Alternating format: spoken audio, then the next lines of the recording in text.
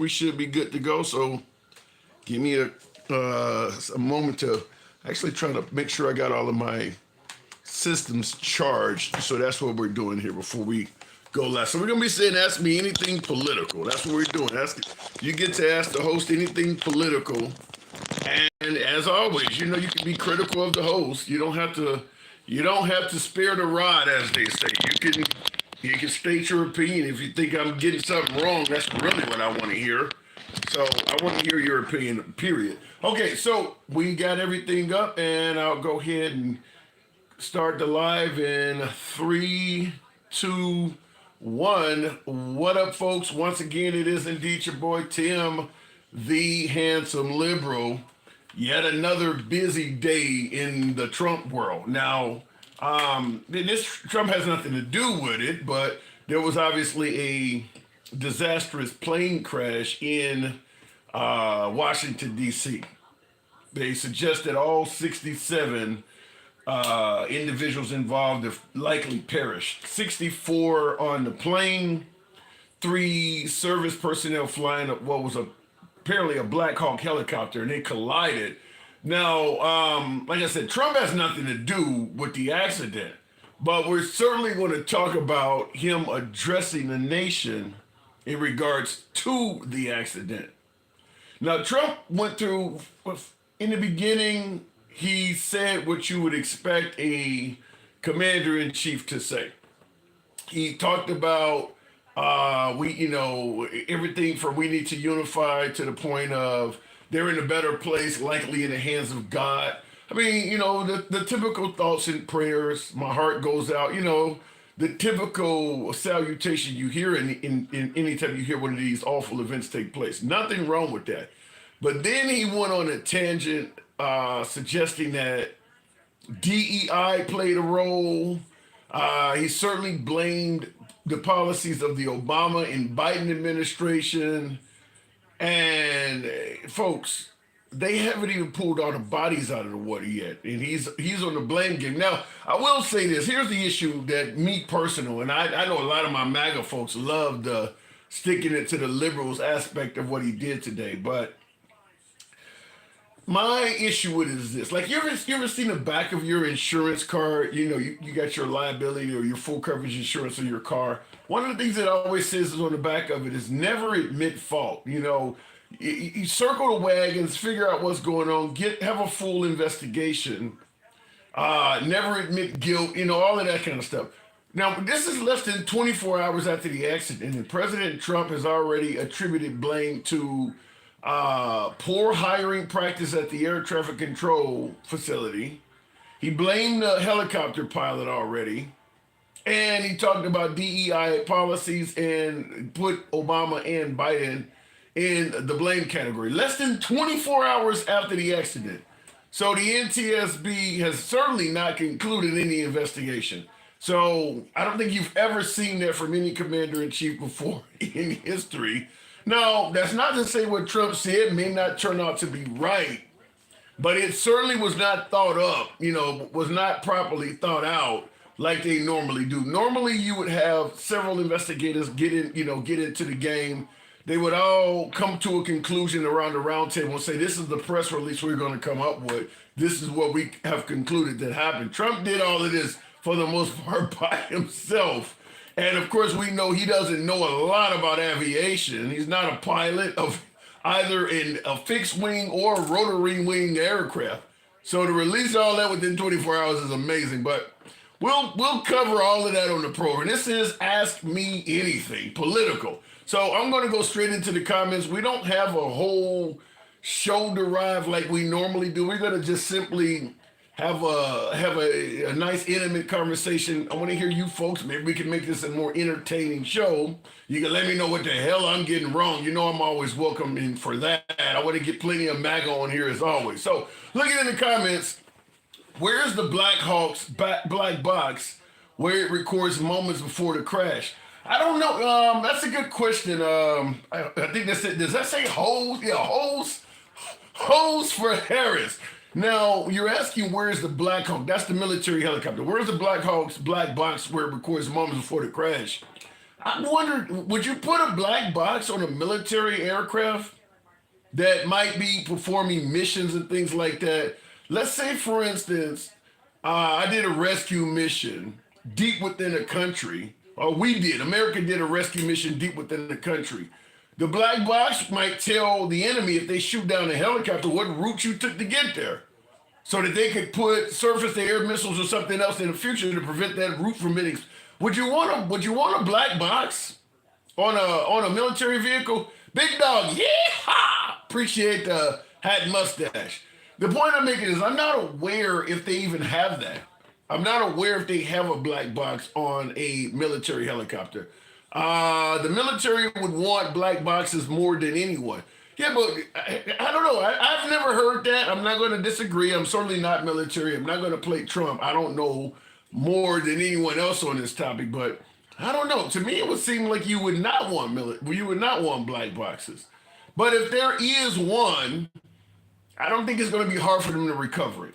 I mean, the apparently the Potomac, what these both aircraft went down in the river, and apparently it's not that deep. It's not like the Malaysia flight that we still have not found or something like that. That is literally a mile or two deep under the ocean. The Potomac is apparently not that deep. I heard the pilot of the copter was actually a Muslim convert named Suck Madik. I like it, Dick. I like it, Dixon. Suck Suqq Madik. Muddiq. I love it. I love it. I will say this, because Trump continued talking about DEI throughout his press conference. Now, I know that Dixon Carter, the Suck My Dick, is just being sarcastic and it's hilarious as hell. But here's what I think based on what I heard from Trump, and I'll start taking callers here. I definitely believe either the air traffic control agent that you hear the radio calls from or the helicopter pilot was a person of color. I mean, we know the air traffic control person was a man because you could hear the radio traffic. But the pilot, I don't know if there's any radio recordings they've released yet, but Trump said DEI so much.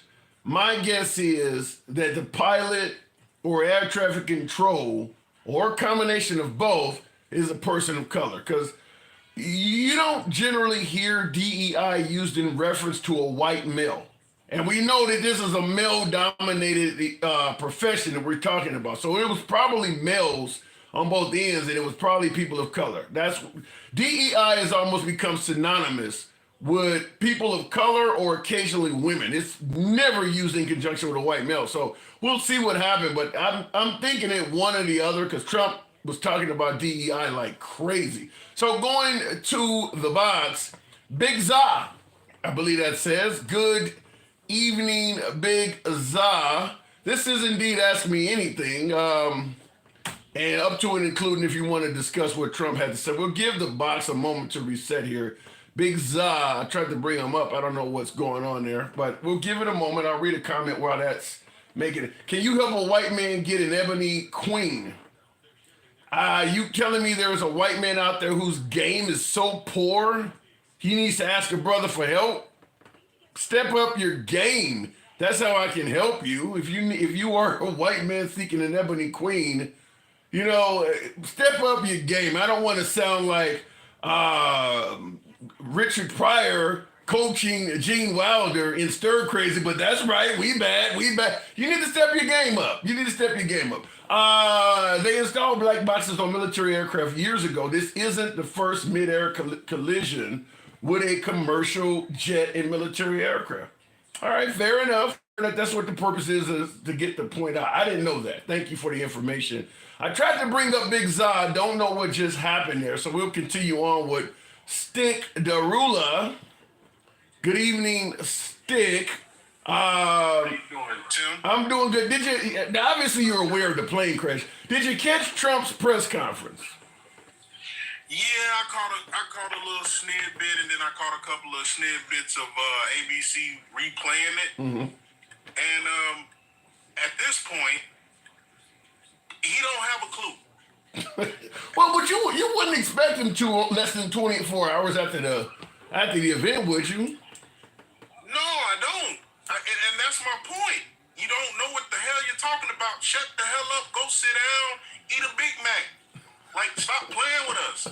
Like, you said it as if you know that's what it was. That's number one, because you just did all of these executive orders, especially the one about DEI. So you playing on our heads, man. You doing it right in front of us, and ain't nobody dumb. And it's sad that the supporters, you know, they will make up any excuse for this man to be a loser. What do you mean by to be a loser? He's a loser. He just won. He had the biggest political comeback in history. See, that's a MAGA supporter way of looking at it. But when you're a loser, no matter what you say, you're being side-eyed, you're being looked at as a dumbass, and that's exactly what's happening, because he's talking without knowing what the fuck he's talking about. Excuse my language, but god damn. How could he be viewed as I'm curious, how could the man who just won every swing state be viewed as a loser, though? Because he is. He's not winning. There's no winning in people having to call you and tell you or Skype you or however they're doing it to reach you, because you know it's got to be internet involved. The only way to reach Trump. You can't never sit in front of him face to face and tell him. He won't believe you that way, but he will believe you online. So my whole point of it is, when you got to do a whole about face about some orders you just did, you're a dumbass. It is what it is. Like, I don't know. You're making it sound like Trump is a loser. I mean, the guy's obviously a billionaire. The guy's been elected twice. Wait a minute. Hold on. Hang on. Hold on. You can respond, but the guy's obviously a billionaire. He's won the presidency twice. He's defeated 91 original indictments. Where is the losing part? The losing part is already you showing that you're weak as hell. You showing that you don't know how to pick people for government.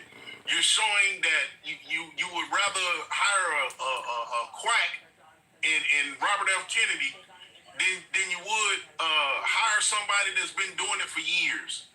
You know, everybody that he's hiring is a DEI, but he's steadily going out and basically showing you that he feels anybody that's black in a high position is a DEI hire. Yeah. He's a goddamn loser.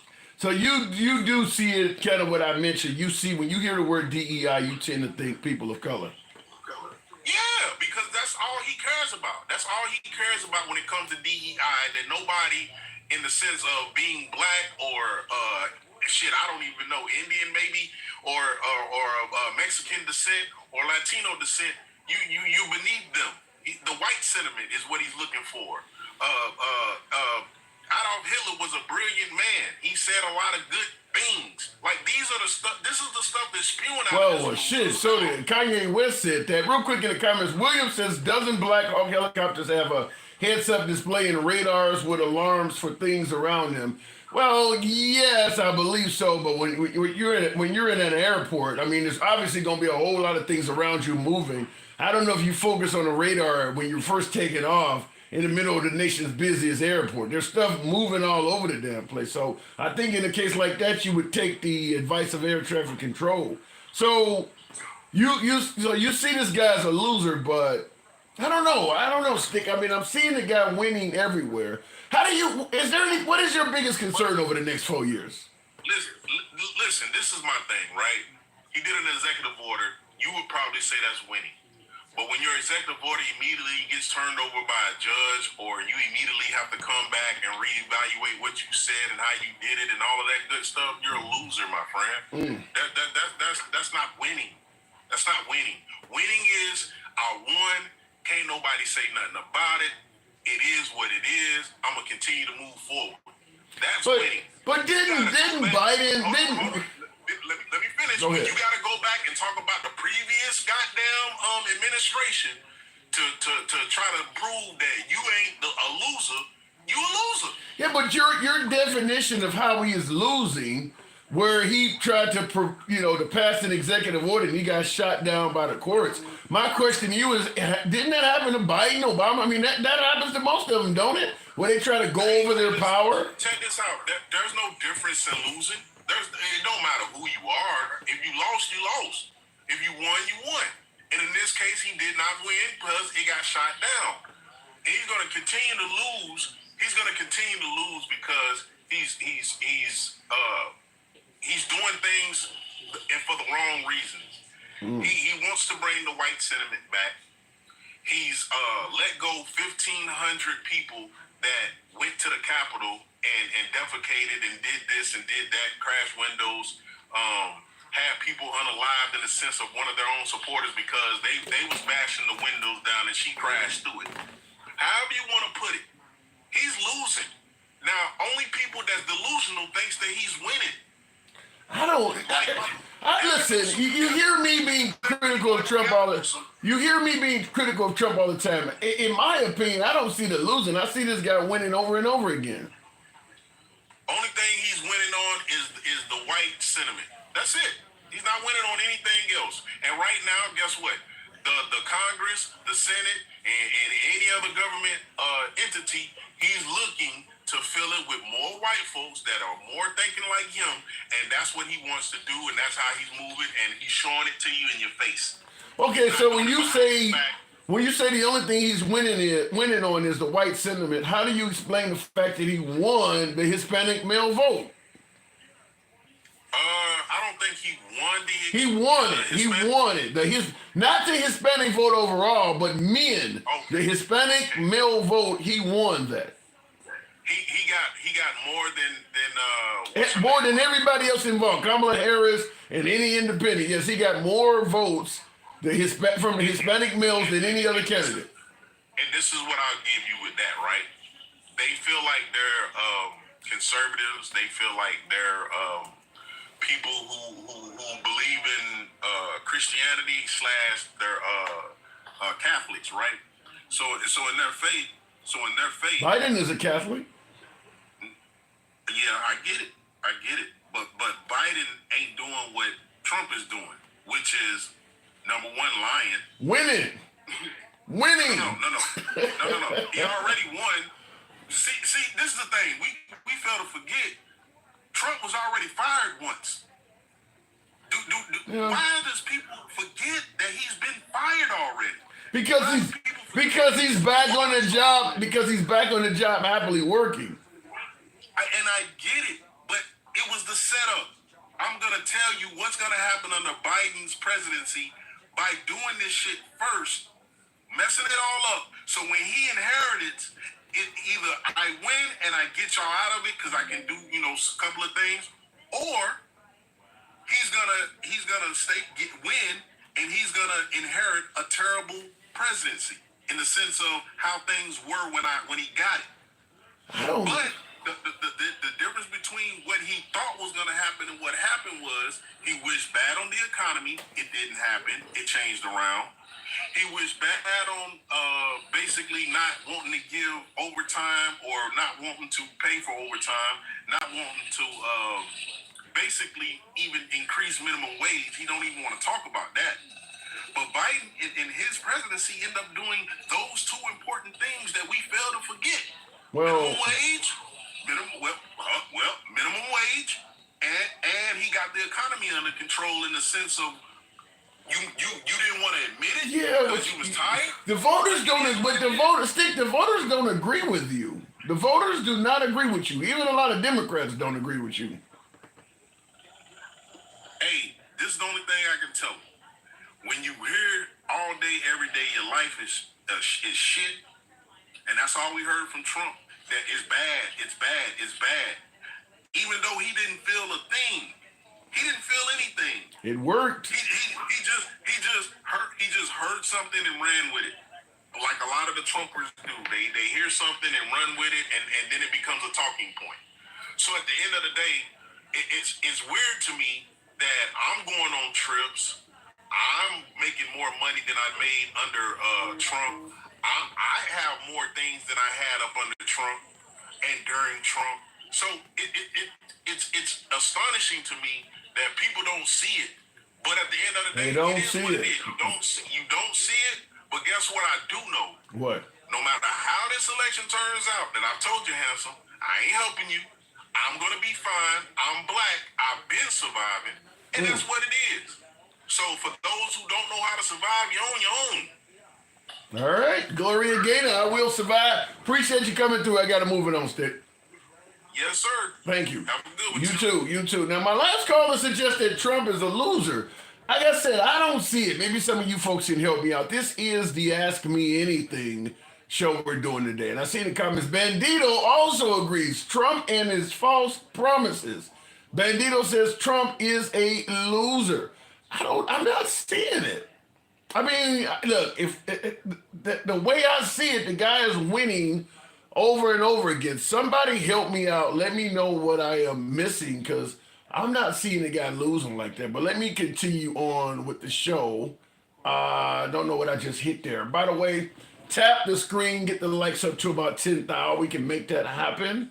We don't block, ban, or censor. You know how the program is ran. We always have been MAGA friendly. In regards to the Ask Me Anything, so I want to also let you guys know, I was trying to bring the picture up while I was talking to my last caller, but my machine is doing its own thing at a snail's pace. Now, this is maybe something you've heard, maybe not, and certainly if you watch right-wing media, you absolutely have not heard about this. Yet another one of Trump's pardons has went on to commit more fairly bad crimes. Emily, I think her name is Emily Hernandez. She's 25. She just got sentenced today for DUI, vehicular homicide. Now, she's the one that's in the picture taking a selfie. She's torn down Nancy Pelosi's sign off the wall. So she's inside the Capitol building, and she's destroying property and taking selfies while doing it. She got pardoned by President Trump for what she did on January 6th, but a year after January 6th, February of 2022, she was driving while twice over the legal limit. She killed a 35-year-old wife. I don't remember the woman's name. I did a whole thing on this on my TikTok, but killed a 35-year-old wife and crippled the husband that was in the car with her. So, and I believe they have 2 kids. I'm not 100% certain of that, but she did while driving, twice over the legal limit. She's killed someone. Now, the reason I'm bringing it up is because after January 6th, she did this, and apparently she has more of these on her criminal record. So the reason I'm bringing this up is this shows the detriment of not looking into the people you were pardoning. He didn't look, he just pardoned all of them. I believe they said he used the phrase, fuck it, let them all out. So he let someone out that had a history of doing this. And by the way, she did this in February of 2022. So when he pardoned her, she had already killed someone with her car and was due to be sentenced soon. And he pardoned this woman.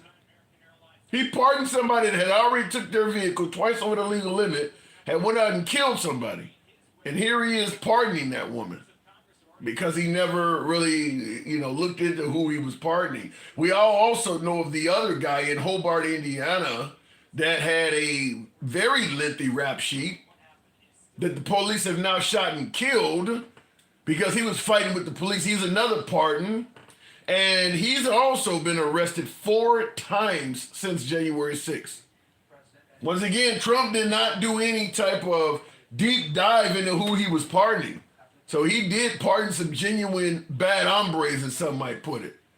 Now, what makes this kind of unusual and ironic is, you always hear about liberal judges letting bad people out, and then they go on to hurt somebody else. Lincoln Riley is a perfect example. Well, now we have one that happened under Trump, and the right ain't saying a damn thing about it. Money talks, says Bandito. That is a good movie, and that is a fact. Going back to the box, that's Money Talks with Chris Tucker, if I believe it is. Continuing on with Let's Talk. Good evening. Welcome to the program, Let's Talk.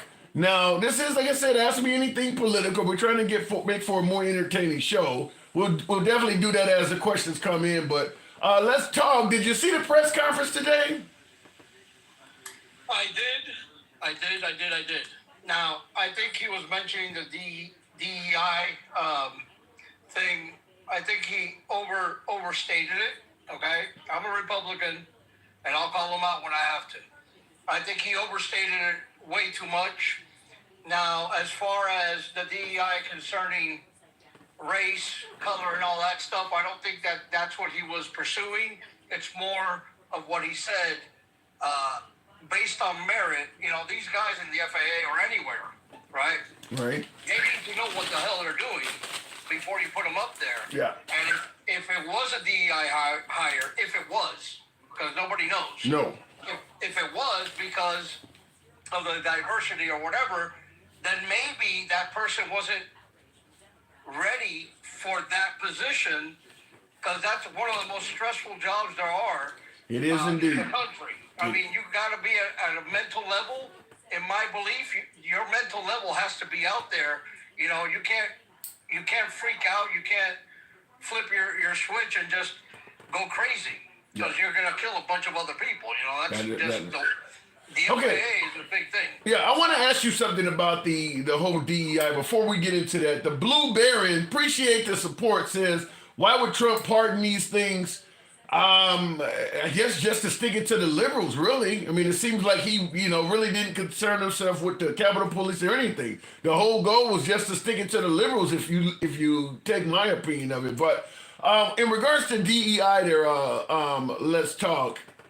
Do you believe rolling back, when we're talking about women occasionally, or people of color, black, Hispanic, I guess Muslim or LGBT or whatever, do you believe that rolling back affirmative action, rolling back DEI policies would be beneficial to women and people of color?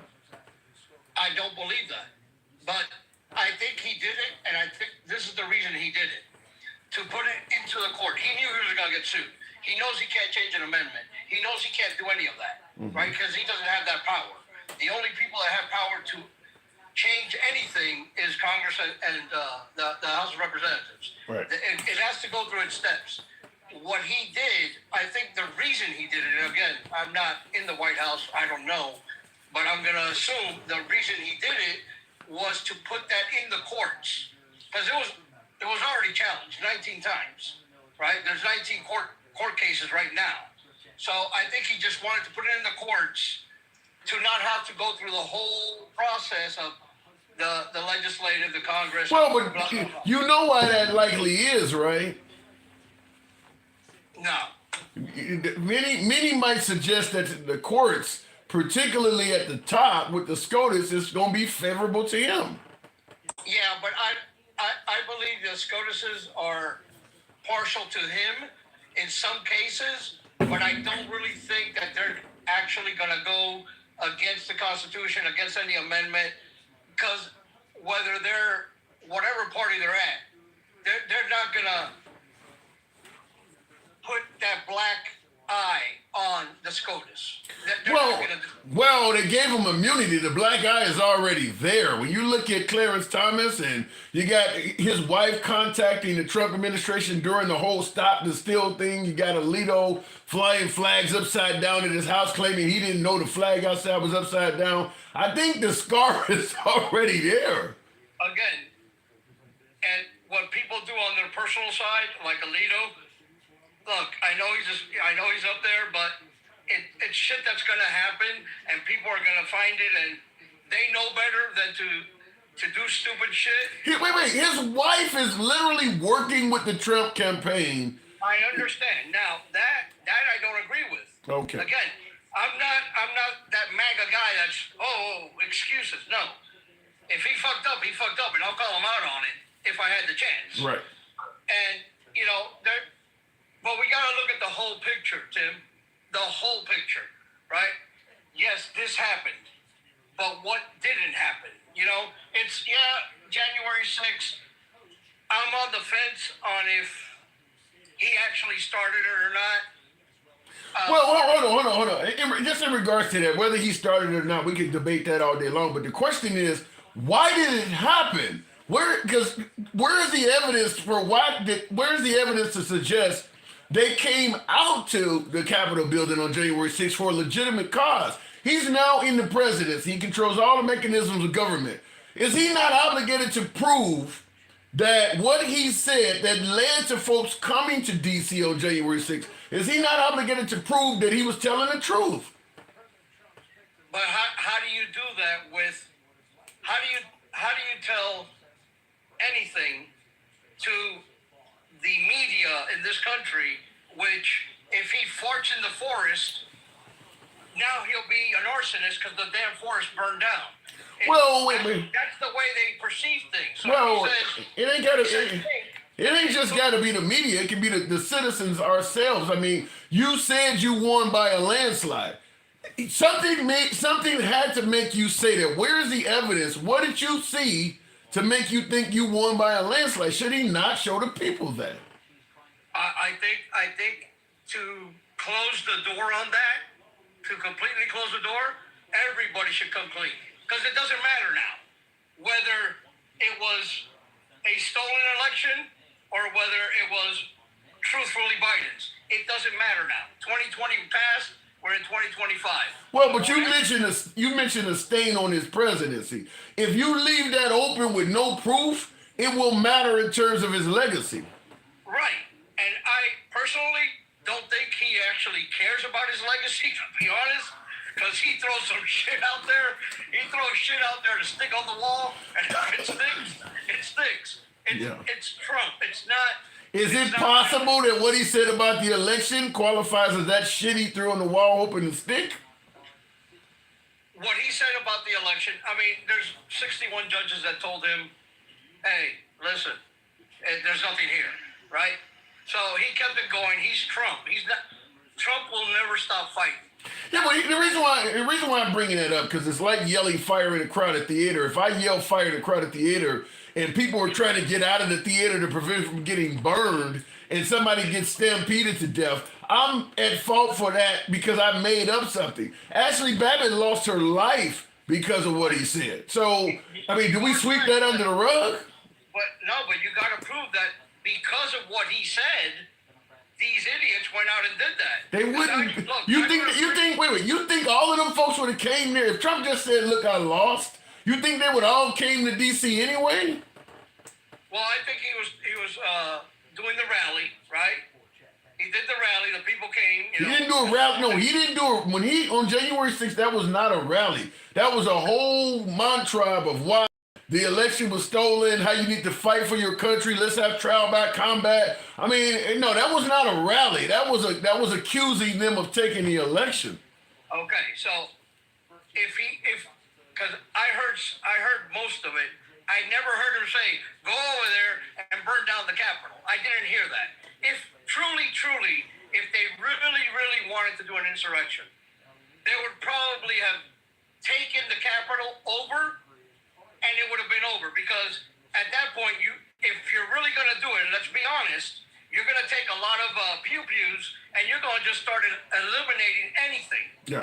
I'm not arguing whether it was what it was, whether it was insurrection or not. My only point is those people in that large crowd would not have been there if he didn't say he won the election by a landslide and it was stolen from him. That's the only reason. Because Steve Bannon is the one that said, come to D.C. is going to be wild and all of that. The whole purpose was to stop the steal. So if nothing was stolen, I mean, that's his legacy, right? We already knew Pence wasn't going to do what they wanted him to do. That was before the rally even came out. Right. We already knew Pence wasn't going to do shit. He wasn't going to sign. He was going to certify the election. It didn't matter what happened. So I think it's wrong that these people jammed in. I think it's wrong that they rushed the Capitol, that they went into the Capitol. I am not on that, right? Mm-hmm. And I think that the people that actually did damage, right, should be still inside of jail. The people that did it, that were just there, that were just present, okay? And you're talking about 1,450, maybe a little more, a little less. They all got charged. 1,450 what? Because when you look at the pictures inside the Capitol building, there's hundreds of people in there. So I don't know, out of the 1,500 he pardoned, I don't know how many went in the Capitol building, but when you look at the photos of the people in the Capitol building, there's clearly hundreds of people. Okay, let's say it's out of the 1,500 that he pardoned, let's say 1,000 were outside, right? That's 'Cause they were not. taking- You really think only 500 people went in that building? When you see the photos, they're everywhere. I don't even think 500 went in there. I really Really? don't. I really don't. But let's say it's 500. Let's say it's 1,000 people went in there, right? I don't think 1,000 people did the damage that one or two people did. Do you see what I'm saying? Some might have walked in and walked out, and it was okay. They walked in, they didn't really destroy anything.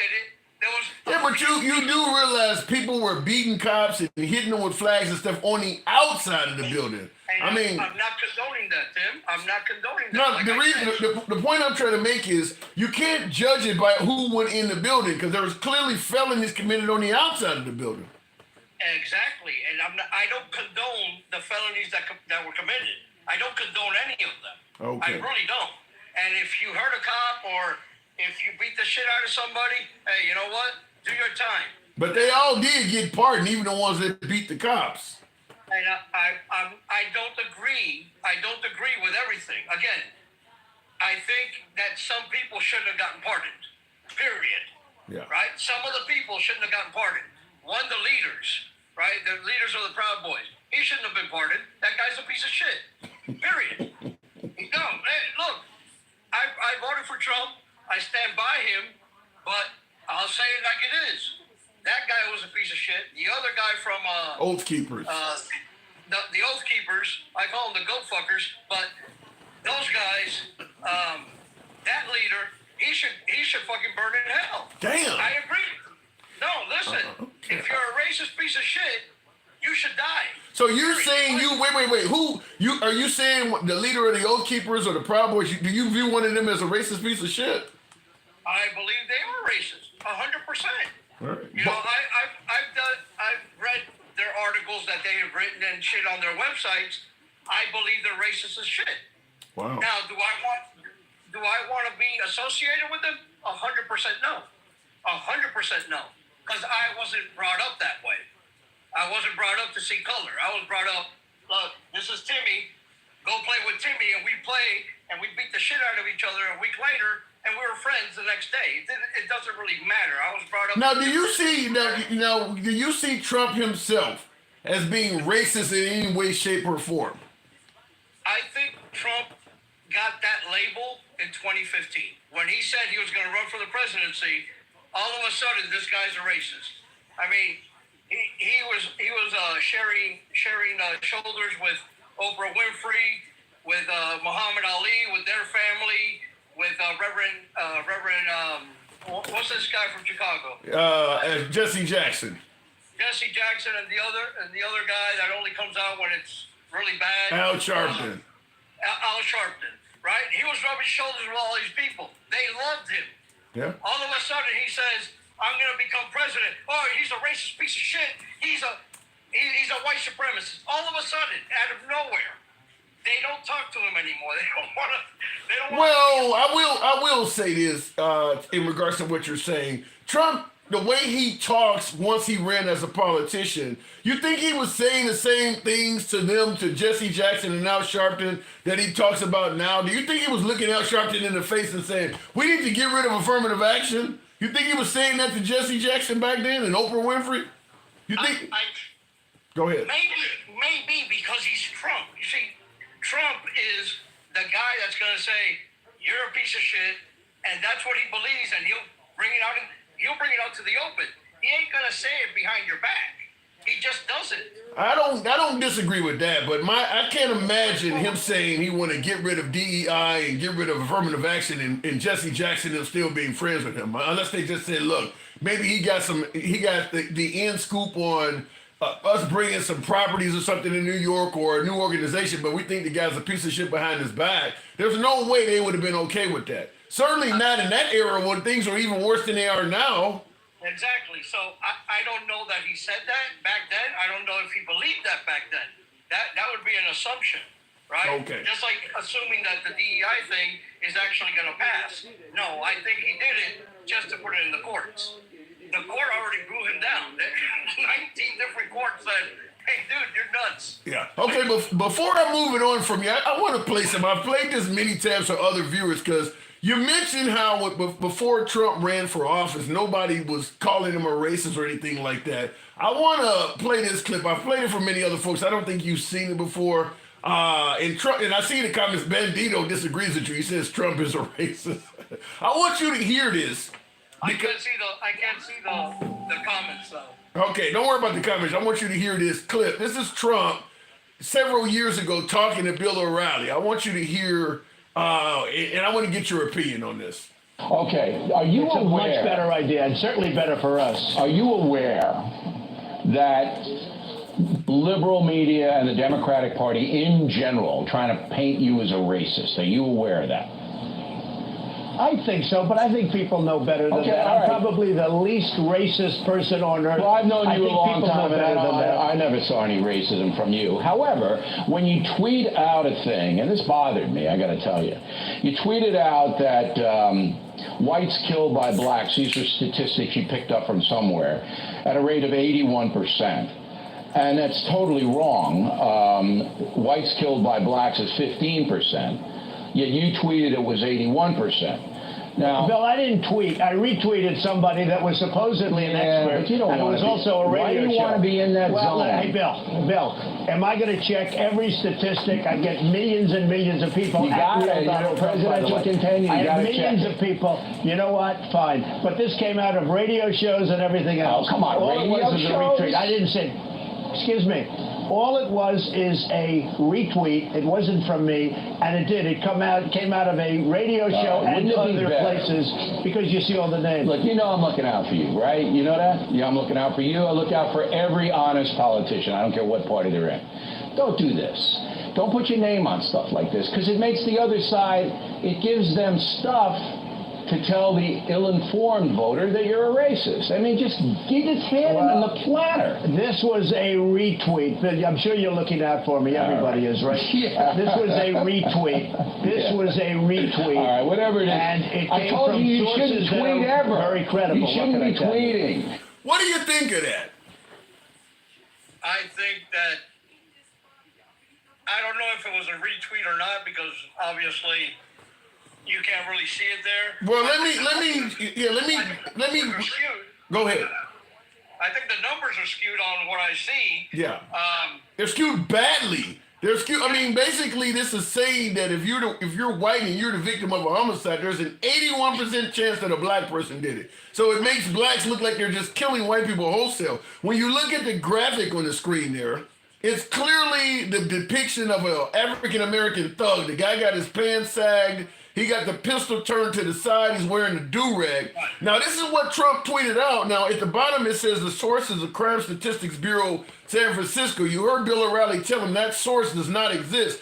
Oddly enough, Trump stating, I don't have time to check everything I send out. Isn't he the guy that grandfathered the term fake news? And here he is admitting I'm sending out stuff and I'm not even checking it out. I gotta ask you, how does the African American community supposed to take this? Okay.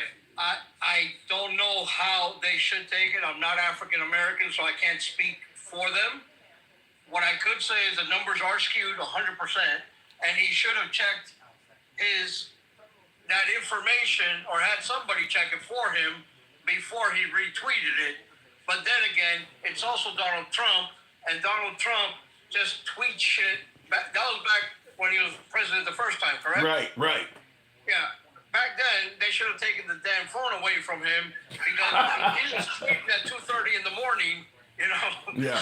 One of his long-term friends, Geraldo Rivera, said that he used to say before him and Trump fell out, I wish I could be his PR person and be able to take his phone away from him. But I brought this up because you mentioned how all of a sudden he started running and people started calling him a racist. And I told you, he talks different now than he did back when he was hanging around black folks. Now, I'm telling you, if I'm white and I have no black associates or black friends, and I believe this right here, if I see some black folks walking down the street toward me at night, I'm crossing on the other side, or I'm putting my hand on my gun. He's made it clear that if you ever the victim of a homicide, 81% chance is a black person.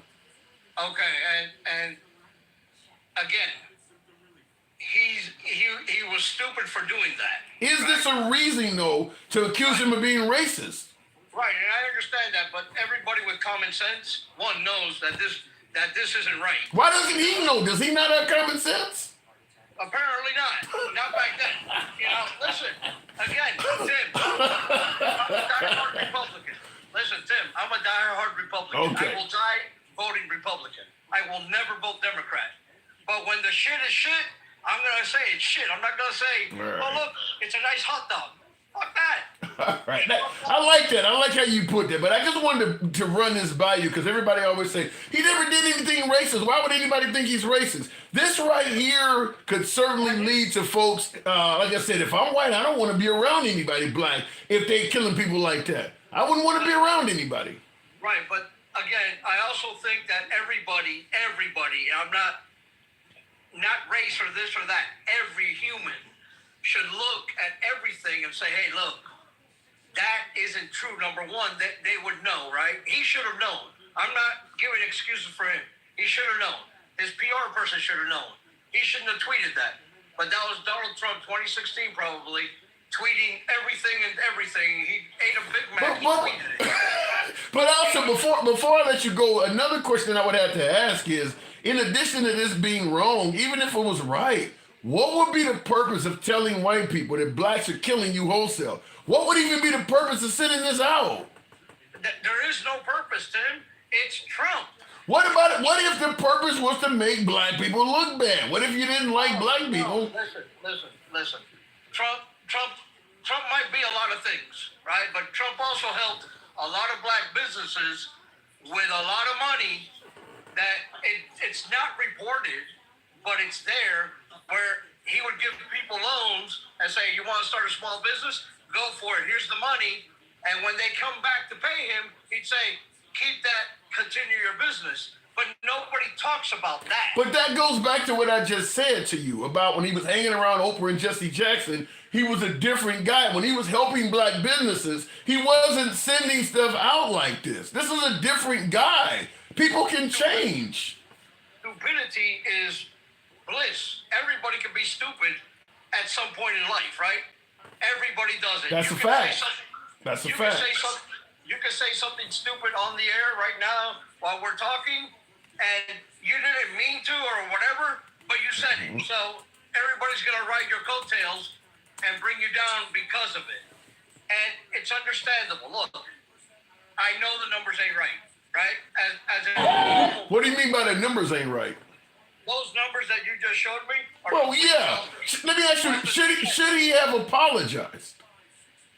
That I do believe. He didn't. And I do believe it. Right, he did it. But again, we're talking about a guy that just he is who he is. He's very transparent. I agree with him being he is who he is, but what I'm saying is you gotta expect folks to have some sort of reaction to what he's doing. I mean, that doesn't say I love black people, come hug me. Before I gotta move on, but I'll give you a chance to respond. This is a few seconds here, 16 seconds. I want you to hear this because this also is something he tweeted out. Where's your white hood? Hey, where's your white hood? White power! There you go, white. Any idea why he would be tweeting out videos with people yelling white power? I have no damn clue. I'm just letting you know the comments toward Trump they do come from something. Right, and again, I don't know why he does the stupid things he does, and I think that's what got him in a lot of trouble in the past presidency. Is all his damn tweets, everything was scrutinized to the nth degree. He shouldn't have done it 100%. So let me ask you this: regardless of whether you think you don't think he's racist, I get that, but can you understand seeing what's coming from him? Why people are saying that? I don't know why anybody would do that stupidity of white power. Listen, there ain't white power. There might be 5%, maybe less. I understand all that. I'm not disagreeing with you. I'm just trying to figure out why would a presidential contender send this out from his account?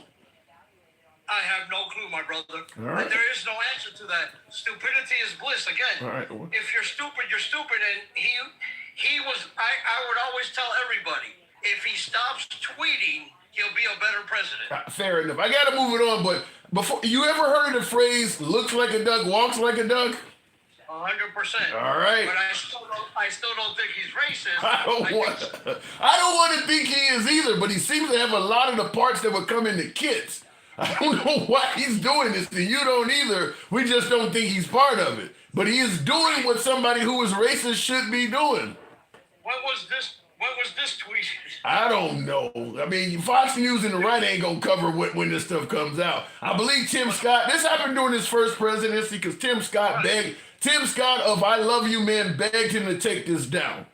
And he claims he never heard the person yelling white power. I don't know. I gotta go. Appreciate you coming through. Brother. You too. Thank you. Pleasure, man. Always, man, always. My door's always open to you. Thank you.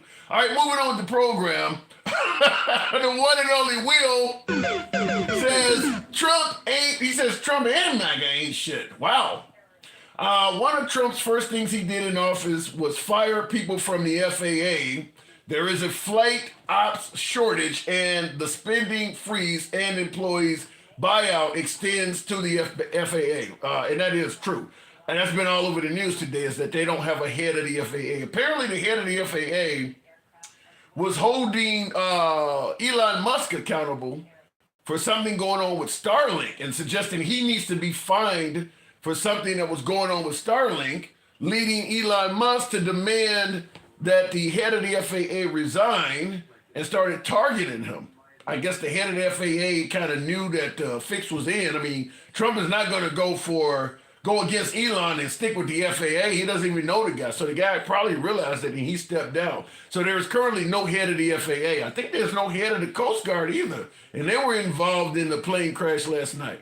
So there's a lot of our organizations do not have heads right now. Wow. Will G says, I bet Trump won't put I bet Trump won't put who those pilots were.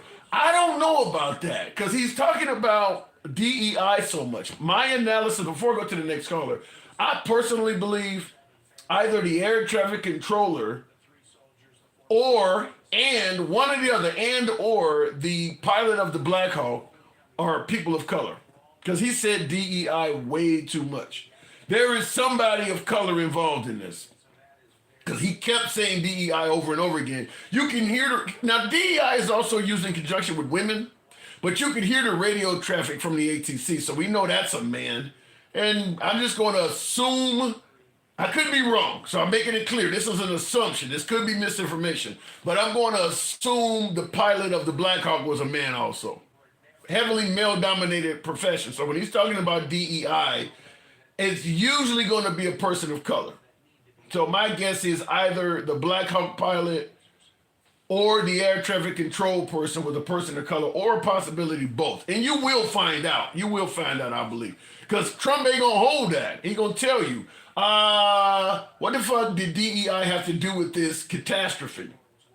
Well, he believes that people are getting jobs for which they have no merit, and they're there solely because either their skin color or they happen to be a female. That's why he's talking about DEI. Just like Kamala Harris. You heard nothing but folks saying that Kamala Harris did not have the merit. She was a DEI hire. Same thing with the black female that was appointed to the Supreme Court by Joe Biden. DEI hire. It's usually in reference to somebody of color and occasionally a woman. But DEI equals person of color is starting to almost become synonymous. Let me get back to the box. Will G says Trump added $8 trillion to the deficit. And now he wants to be a deficit hawk. Get the fuck out of here. Well, yeah, Trump didn't lower the deficit, but the things he is doing are gonna require so much money. I can see why he's cutting spending everywhere. I mean, just to deport millions of people is not gonna be cheap. Building hundreds of miles of wall is not gonna be cheap. Flying deportees back, I mean, all that shit's gonna cost a ton of money. So he's pulling it from everywhere. Let me go back to the box.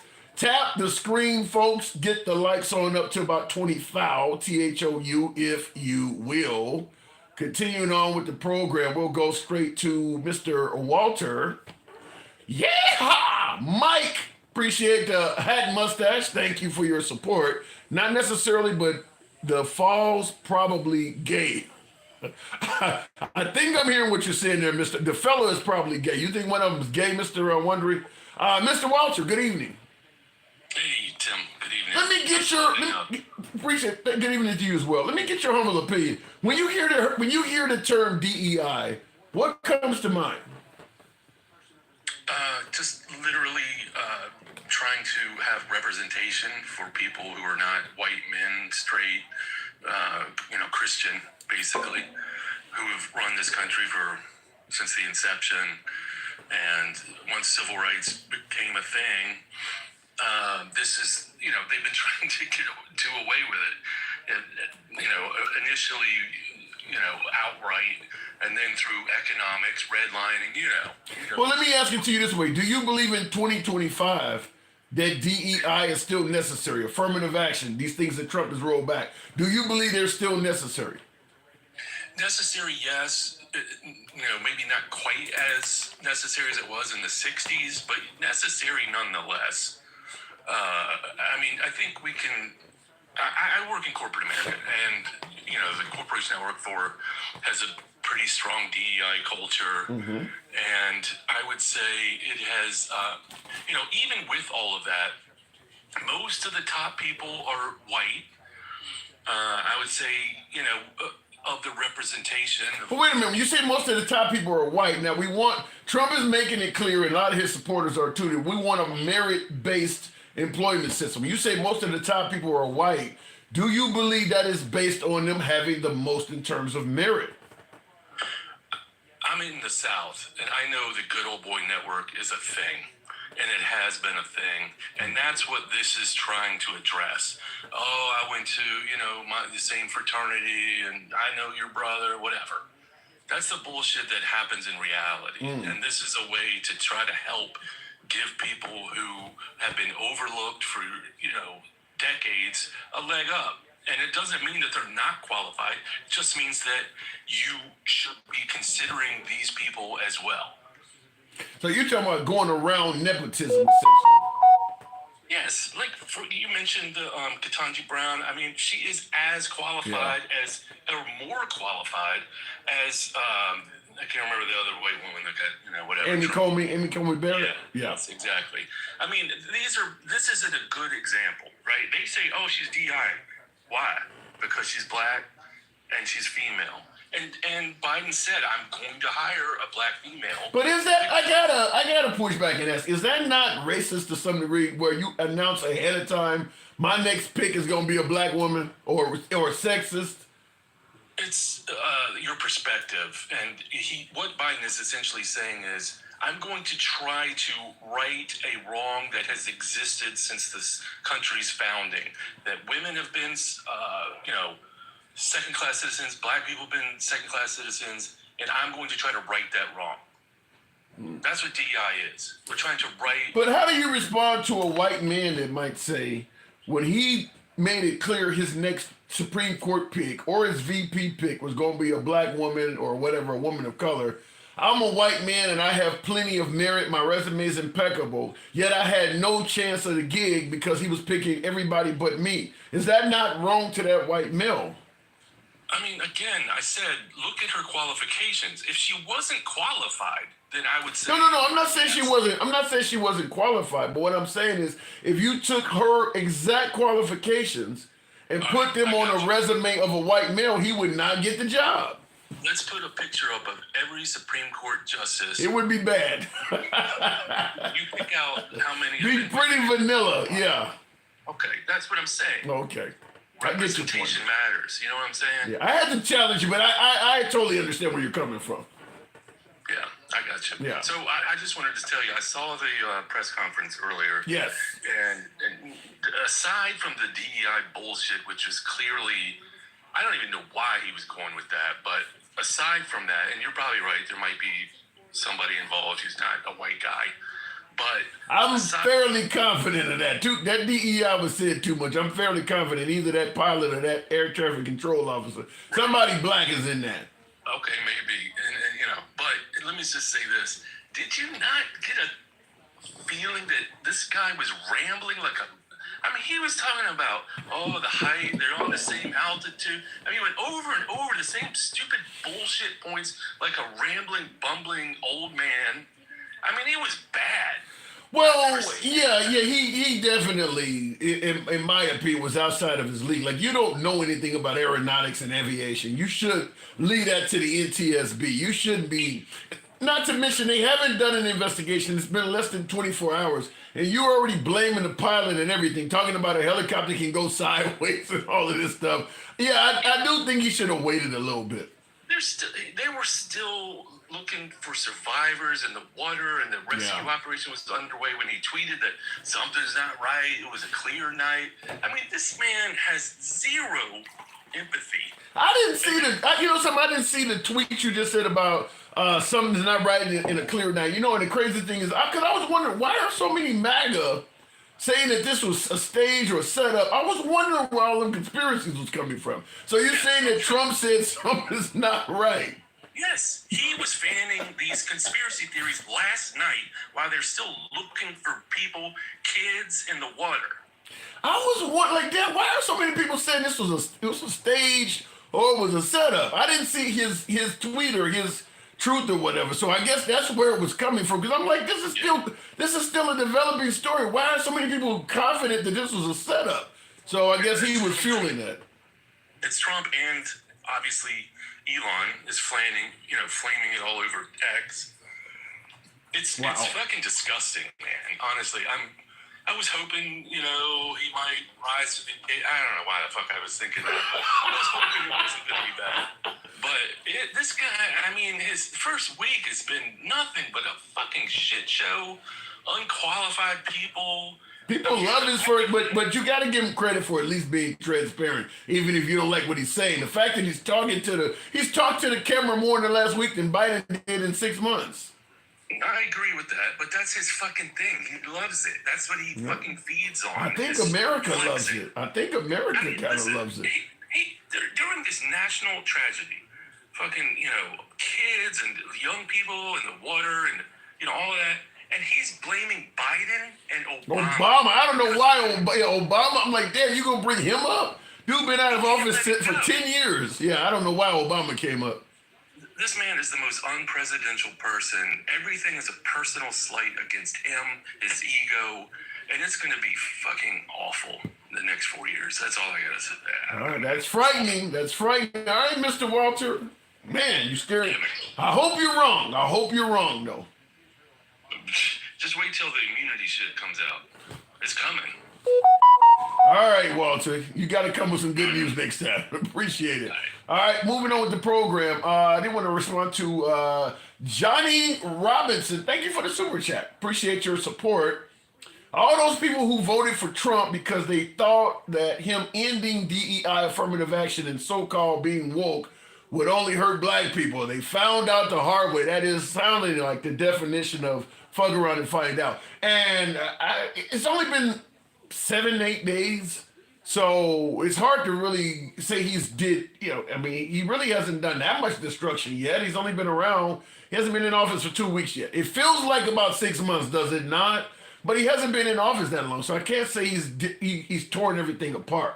But fact is, rolling back DEI and affirmative action will hurt more people than some people realize. It will hurt more people. It will. There's no denying. I personally think that rolling back affirmative action and DEI will not be beneficial to people of color or women. Now, I know some folks, look, I want to have a merit-based system, so be it, and so forth.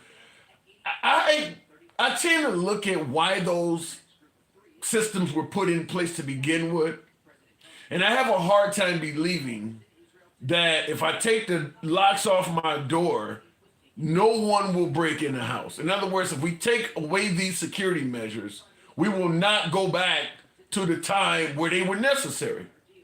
I mean, I would not doubt if there's a few folks that are still alive from that era. So, I mean, there's a reason why we had DEI. There's a reason why we had affirmative action.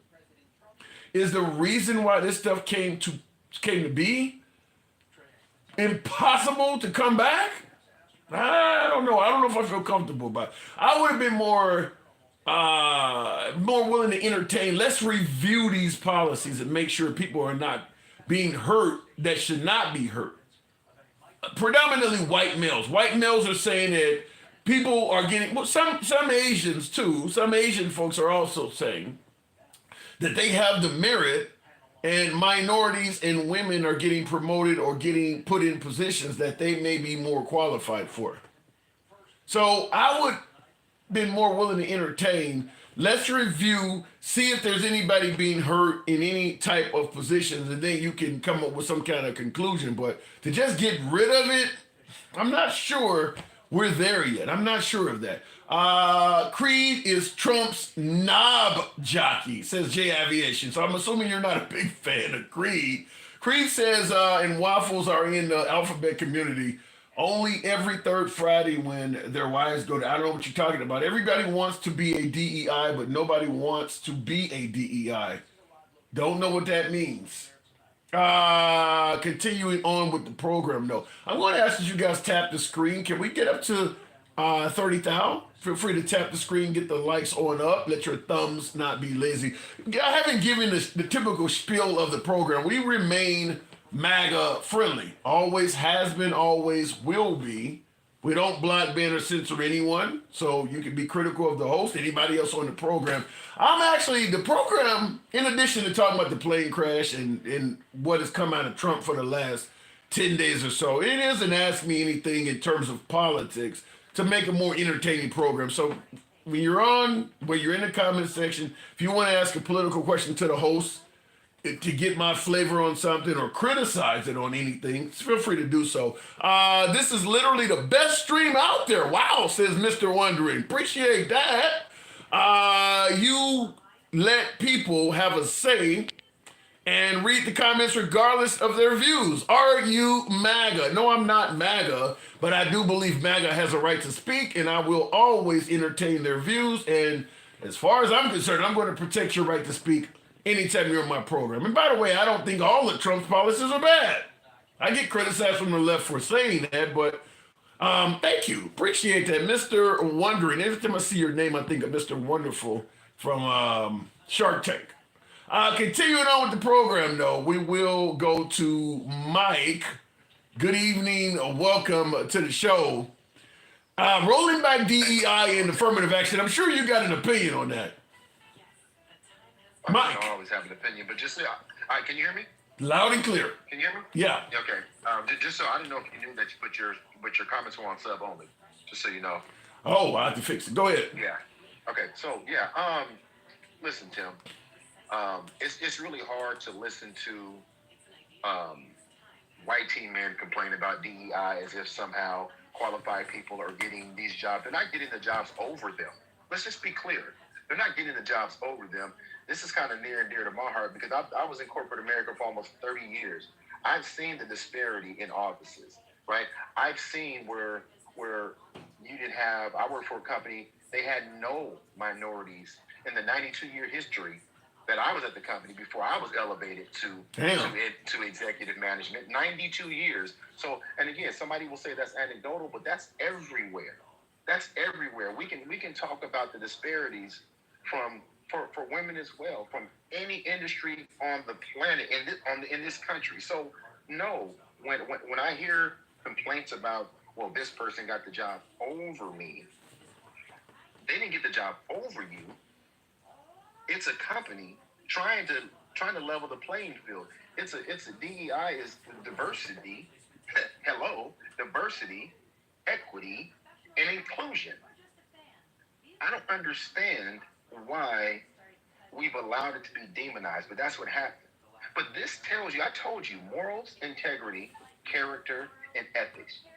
My first live with you, I said that, and I've said it several times. What he just did to have that press conference, and again, he's not showing any respect for the families. Once again, and it's indefensible. I want to interrupt you. By the way, Mike the Sailor, yeah, appreciate the hat mustache. Thank you. I was thinking this. I'm watching this because he's blaming the Black Hawk pilot. Like the parents ain't even got the body back yet, and you just accused their son or husband or father or uncle, whatever the hell this guy. You don't just accuse him of killing like almost 70 people. Like no investigation or anything. Shutting the fuck up was an option. You understand that, right? Like that was an option because he didn't have to do it, but he did it to vilify something. Listen, this is the part where I say, where is the humanity?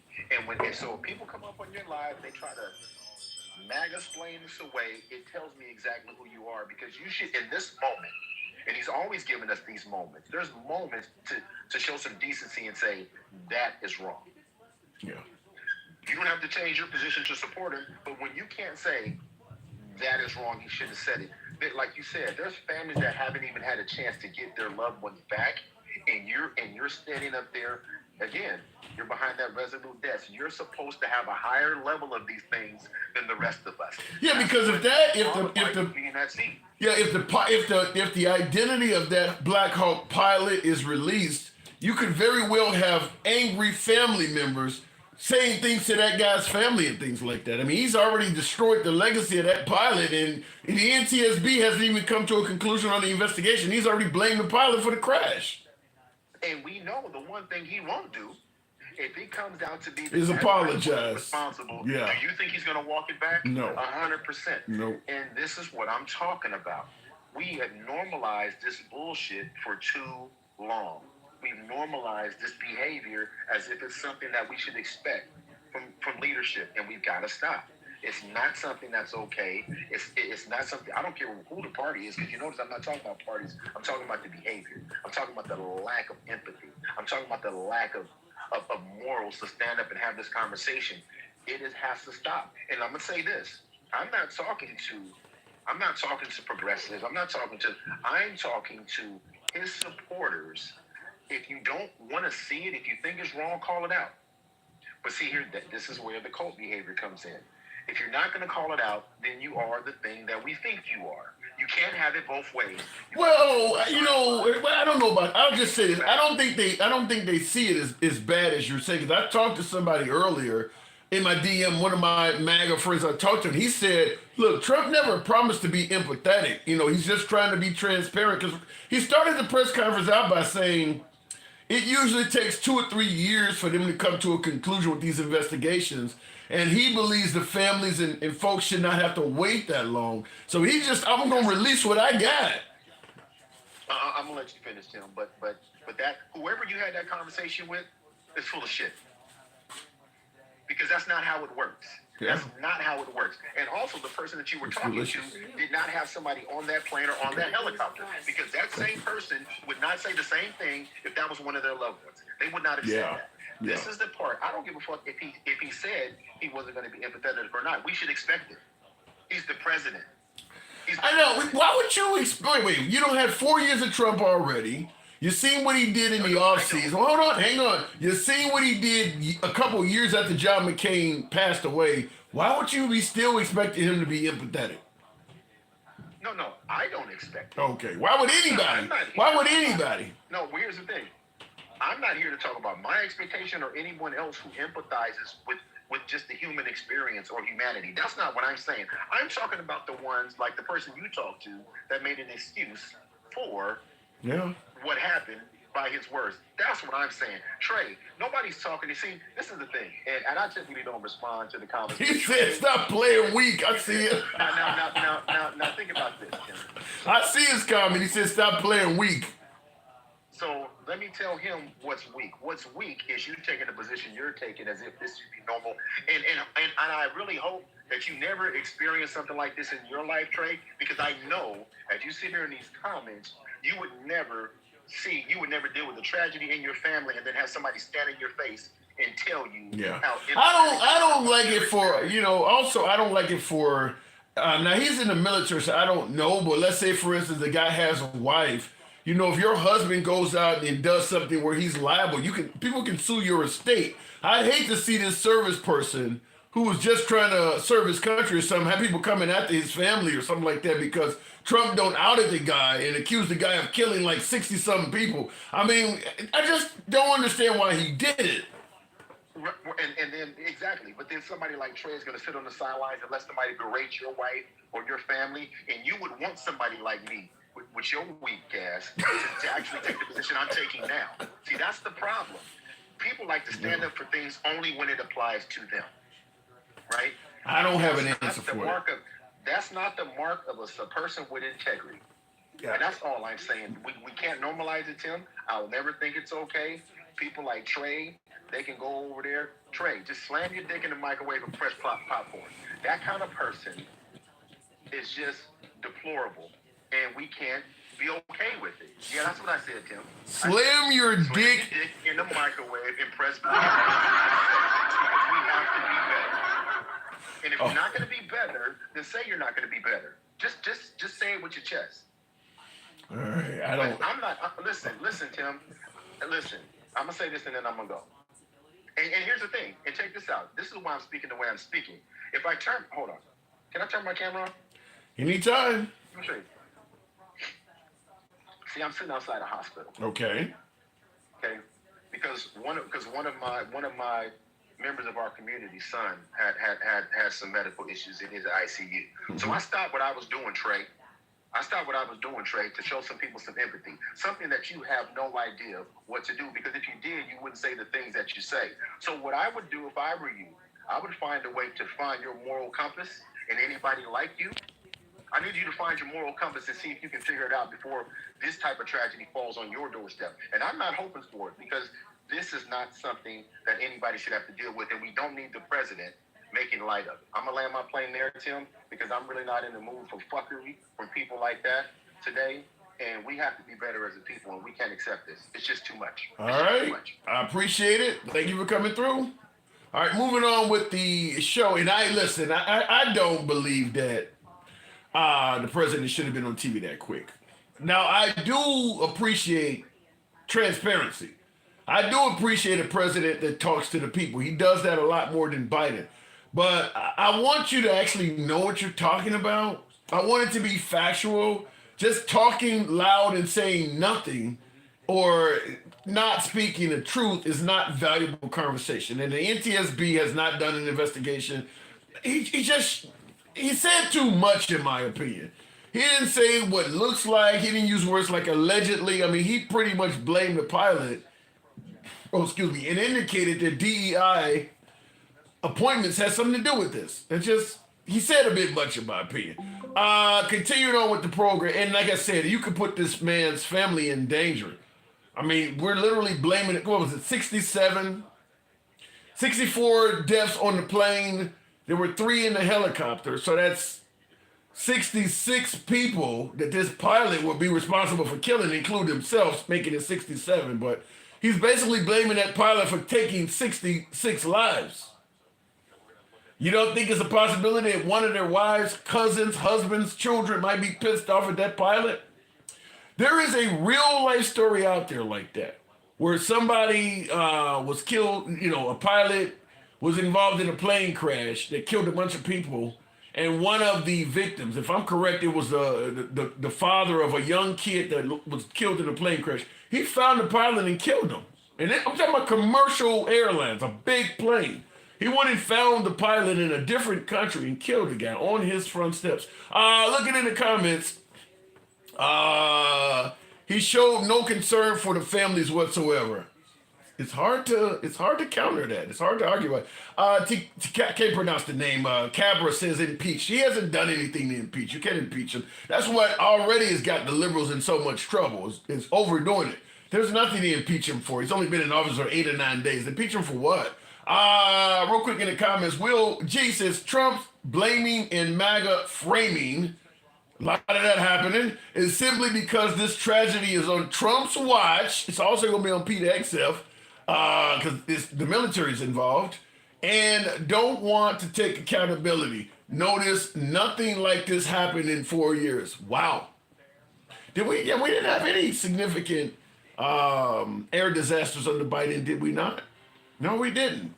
It's interesting considering that Trump is claiming that Obama and Biden changed the way the leadership was, but yet they didn't have any major catastrophes under their watch. So we'll see. Real quick in the comments, F-35 in Alaska. Yeah, I did see the F-35 drop out of the sky. Was that this week? It was a few days ago. The F-35 just came floating down. I don't know how much that plane cost, but it's got to be in the tens of millions of dollars watching an F-35 come down and go into a ball of fire. Going back to the bots, he didn't necessarily say who was the DEI hire, says SGB7. Well, there's only a few people involved. Air traffic control, the pilot of the aircraft, and the pilot of the helicopter. If you're talking about DEI may have caused this incident, it's got to be one of them. Those are the only people that are involved. Those are the only players in the game, either the pilots or the air traffic control that was guiding them. So he mentioned DEI several times. One of them folks is probably a person of color. Trump will never take accountability, says Big Rooster. Well, we know he doesn't roll back misstatements. We do know that. Wow, it's a lot of you folks in here. I'll continue on. I guess Trey, you were called up. I'll go to the box. We had the bridge crash when Biden was in office in Baltimore. Yeah, the barge that hit the boat. Yeah, that is true. That did happen, but I think that was pretty clear that the controllers of the barge were not engaging in proper maintenance of their vehicle, and the whole thing just powered down and they couldn't steer it anymore, and it hit one of the pylons. But the evidence came out clearly that they were using patchwork to keep that going. Trey, good evening. Trey, are you there? I brought Trey up before. Now, Trey's in the comments. He's a friend of the program. He's pretty critical all the time. That's the second time I brought you up, Trey. You don't have you come up and you don't want to say anything. All right, okay. You want a few sound effects. Are you still on Trump's small payroll? I wish. Even on Trump's small payroll, it's going to be a hell of a lot more than what I make. Shit, that man got billions floating around him. The Black Hawk was a training flight in the middle of D.C. Now, yikes. All right, we'll keep going. That's bad. Why would they train them there? Seems like, well, I guess you got to get trained somewhere, but man, that's hectic. Trump thinks it was DEI due to the pilot flying a Black Hawk. That's funny, double lock. That's funny. He thinks it was a DEI because the name is a Black Hawk. Just looking at both sides, brother, if there was such a thing as Kamala derangement syndrome, I would tell those people to calm down. There is a such thing as Kamala derangement syndrome. There is absolutely a such thing as Hillary Clinton derangement syndrome. Trump used to talk about her every time he got in front of the microphone. So it exists. Let me go back to the box. Don't know what I just hit there, but we will continue on. Somebody just dropped out there I was trying to bring up. We'll go to Sunflower. Good evening. Welcome to the program, Sunflower. Are you there? Arsha, rather. Arsha, good evening.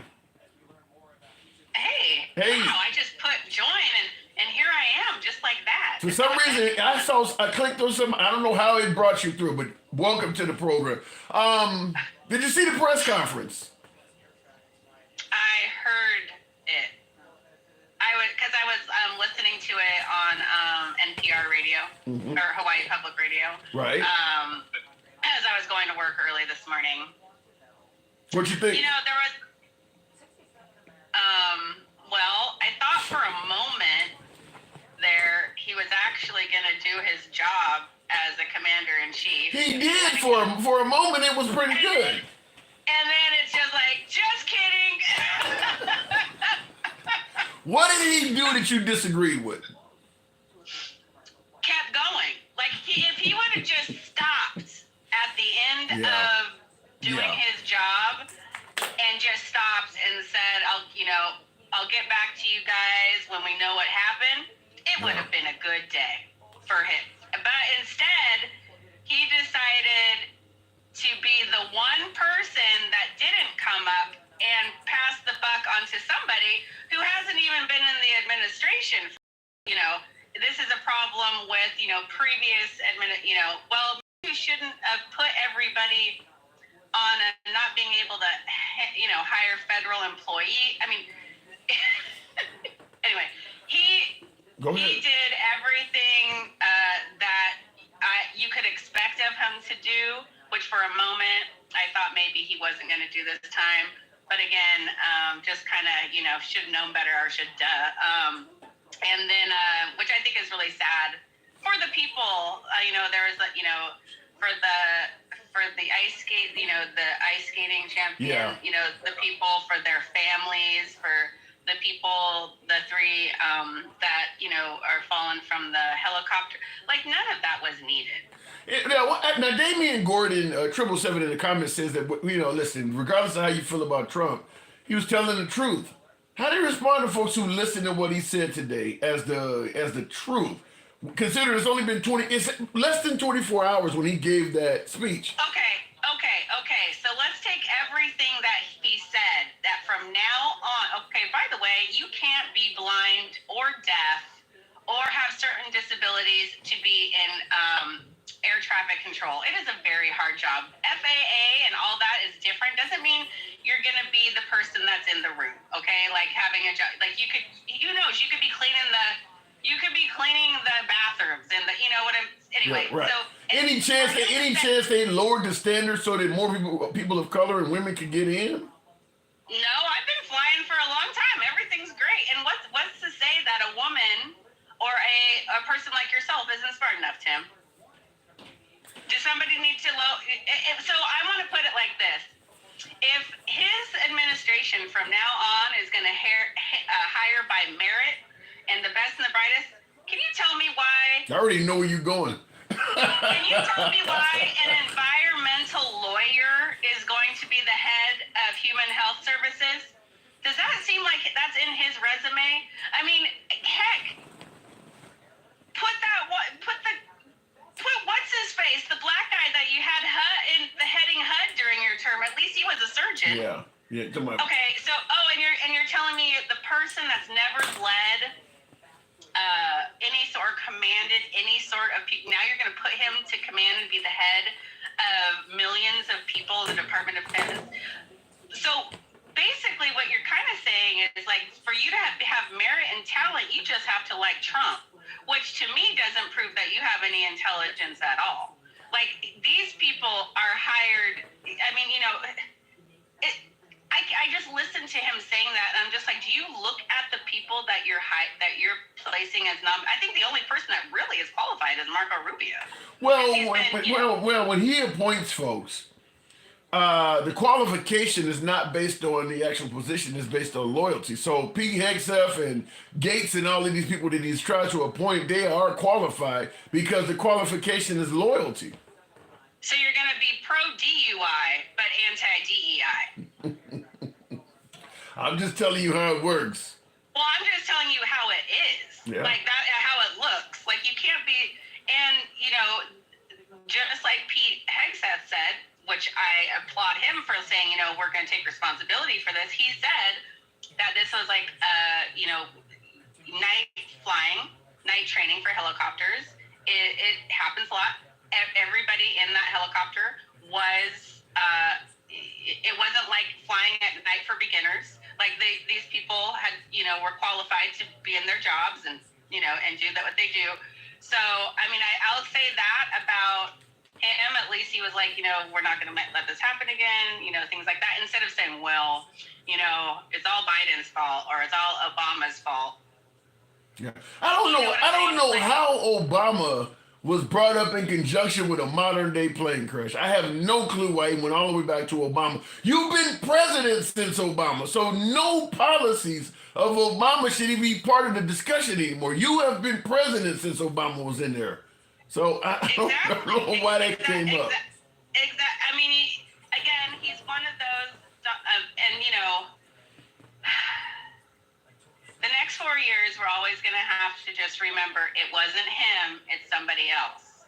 And this didn't happen because it was on my watch. The thing that I'm really more concerned about, to be honest, what has me kind of tripping is the fact that he stopped.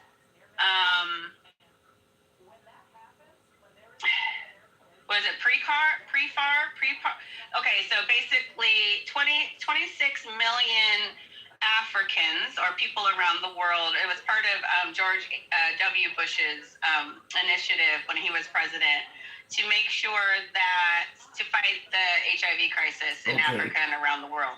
So Donald Trump, his executive order, canceled that last week, which means now, just mind you, all of these retrovirals were already paid for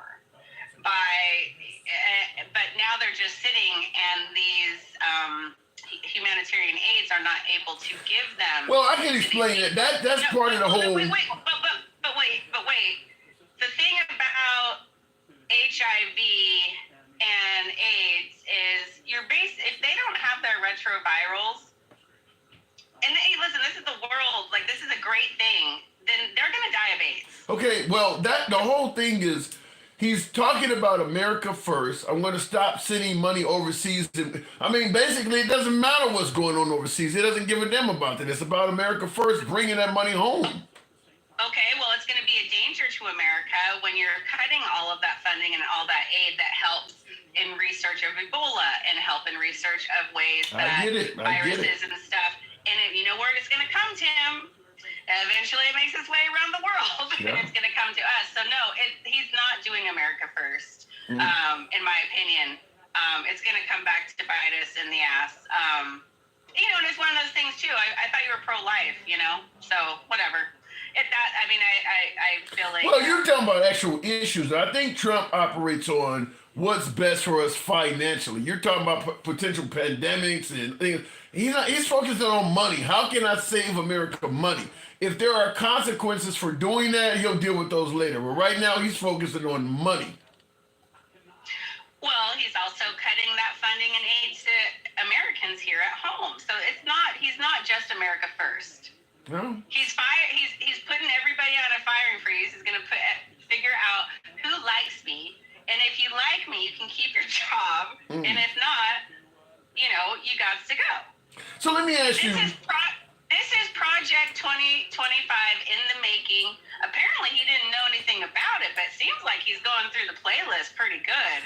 Well, even if he does, let's say, for instance, he was. Now, I don't believe this, but let's say he really did not know anything about Project 2025. If you appoint, wait a minute. Even if you don't know nothing about it, if you appoint several authors of the pamphlet to your administration, you're going to start getting Project 2025 because that's what they want to do. So you've hired these people and you've given them power.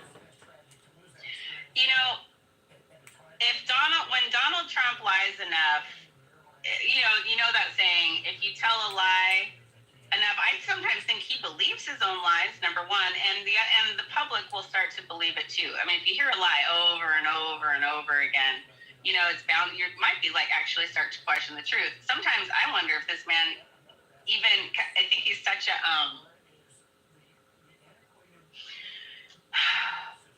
I don't think he knows what the truth is. He knows he won. He is our president, Arsha. That is our guy. Let me ask you before I move it on from you. Do you think rolling back DEIs and affirmative action, do you think that it's time to do that, or do you believe those things are still necessary? If it was time to do that, we wouldn't be talking about having an environmental lawyer being the head of HHS. All right. Well said. I mean, the idea and just the freaking bigotry and like just saying the stuff, the shitty stuff out loud. When you say like we're gonna start hiring based on intelligence and merit, not based on sex or or ethnicity, that means that somehow you're slipping in there that a woman cannot be qualified to do the same job that she's, putting a resume in for, or that you and I are somehow intellectually inferior. But let me ask you this. I've had this scenario posed to me from many folks on the right. Do you believe women are capable of doing every job a man can do? Tim, listen, I'm going to put it in context here. I think I've told you, I live in the state of Hawaii. I am not a Hawaiian, but I live in the state of Hawaii. Right. We have a lot of lifeguards here. And these aren't regular lifeguards, okay? These aren't like sitting in your pool up in your little tower watching kids play while you're sitting and bathing, and maybe have to, go get, so-and-so out of the 3-foot water. We're talking ocean lifeguards. To become an ocean lifeguard is extremely hard. You have to be able to carry a 50-pound boulder or something like that underneath in the bottom in the ocean. Okay. So what's your point? My point is, I have never seen yet, not saying they don't exist, a female lifeguard on my side of the island. So what you're saying is the answer is no. If she can't pass the test, she's not going to be able to be a lifeguard. Right. And that's okay. Right. But I'll tell you what, if I was to see a female up there in that tower, I know if my kid or myself is drowning, she's going to save me. She's a monster. Because she wouldn't be up there without it. Unless she's a DEI hire. Do you know how many... Be quiet. I gotta go. Real quick. I give you the last word. I gotta move it on. I'm so tired of that phrase, DEI. I think it's been used as a bad word. Let's just call it civil rights. I mean, having civil rights and basic rights to be able to get the same kind of job that a mediocre white man can because you're way more qualified sounds like civil rights, not your DEI. So that's my opinion. All right, Arsha. It's not bad. A diverse place is a happier place, in my opinion. So Appreciate it. Long as you don't live in rural Alabama, that might not be true. Tap the screen. Get the likes up to about 50,000. I'm asking a little bit much, but certainly get the likes up if you will. Show the program some love. Equal opportunity employment. Keep it simple. The problem is we haven't had that throughout most of history. Bug Powder Dust says a DEI hire is still as qualified. Come on, Tim. Usually that's the case. I think in most cases that is the case. But I look, at the end of the day, there are some cases where a person of color might be given. I'm going to tell you a perfect example. Myself, I had this happen right after my father passed away. I ended up working for the phone company in Chicago. Illinois Bell was the name at the time. I think it's now AT&T or SBC, whatever. But he used to be a lineman, came straight home from the Vietnam War, got a job with Illinois Bell, installing phones. He was a lineman. When he passed away, I was at the funeral, and I remember asking some of the other linemen that he was friends with, what's going on with the job? What about a job? Because I was straight out of college. I had applied to Illinois Bell several times.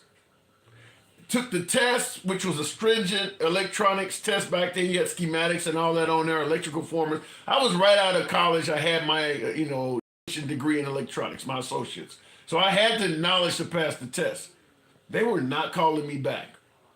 And I was passing the test. There's lots of more people come down there and take the, put in an application, and they also take the test, and certain people get picked, others were not. I had went down like 3 times.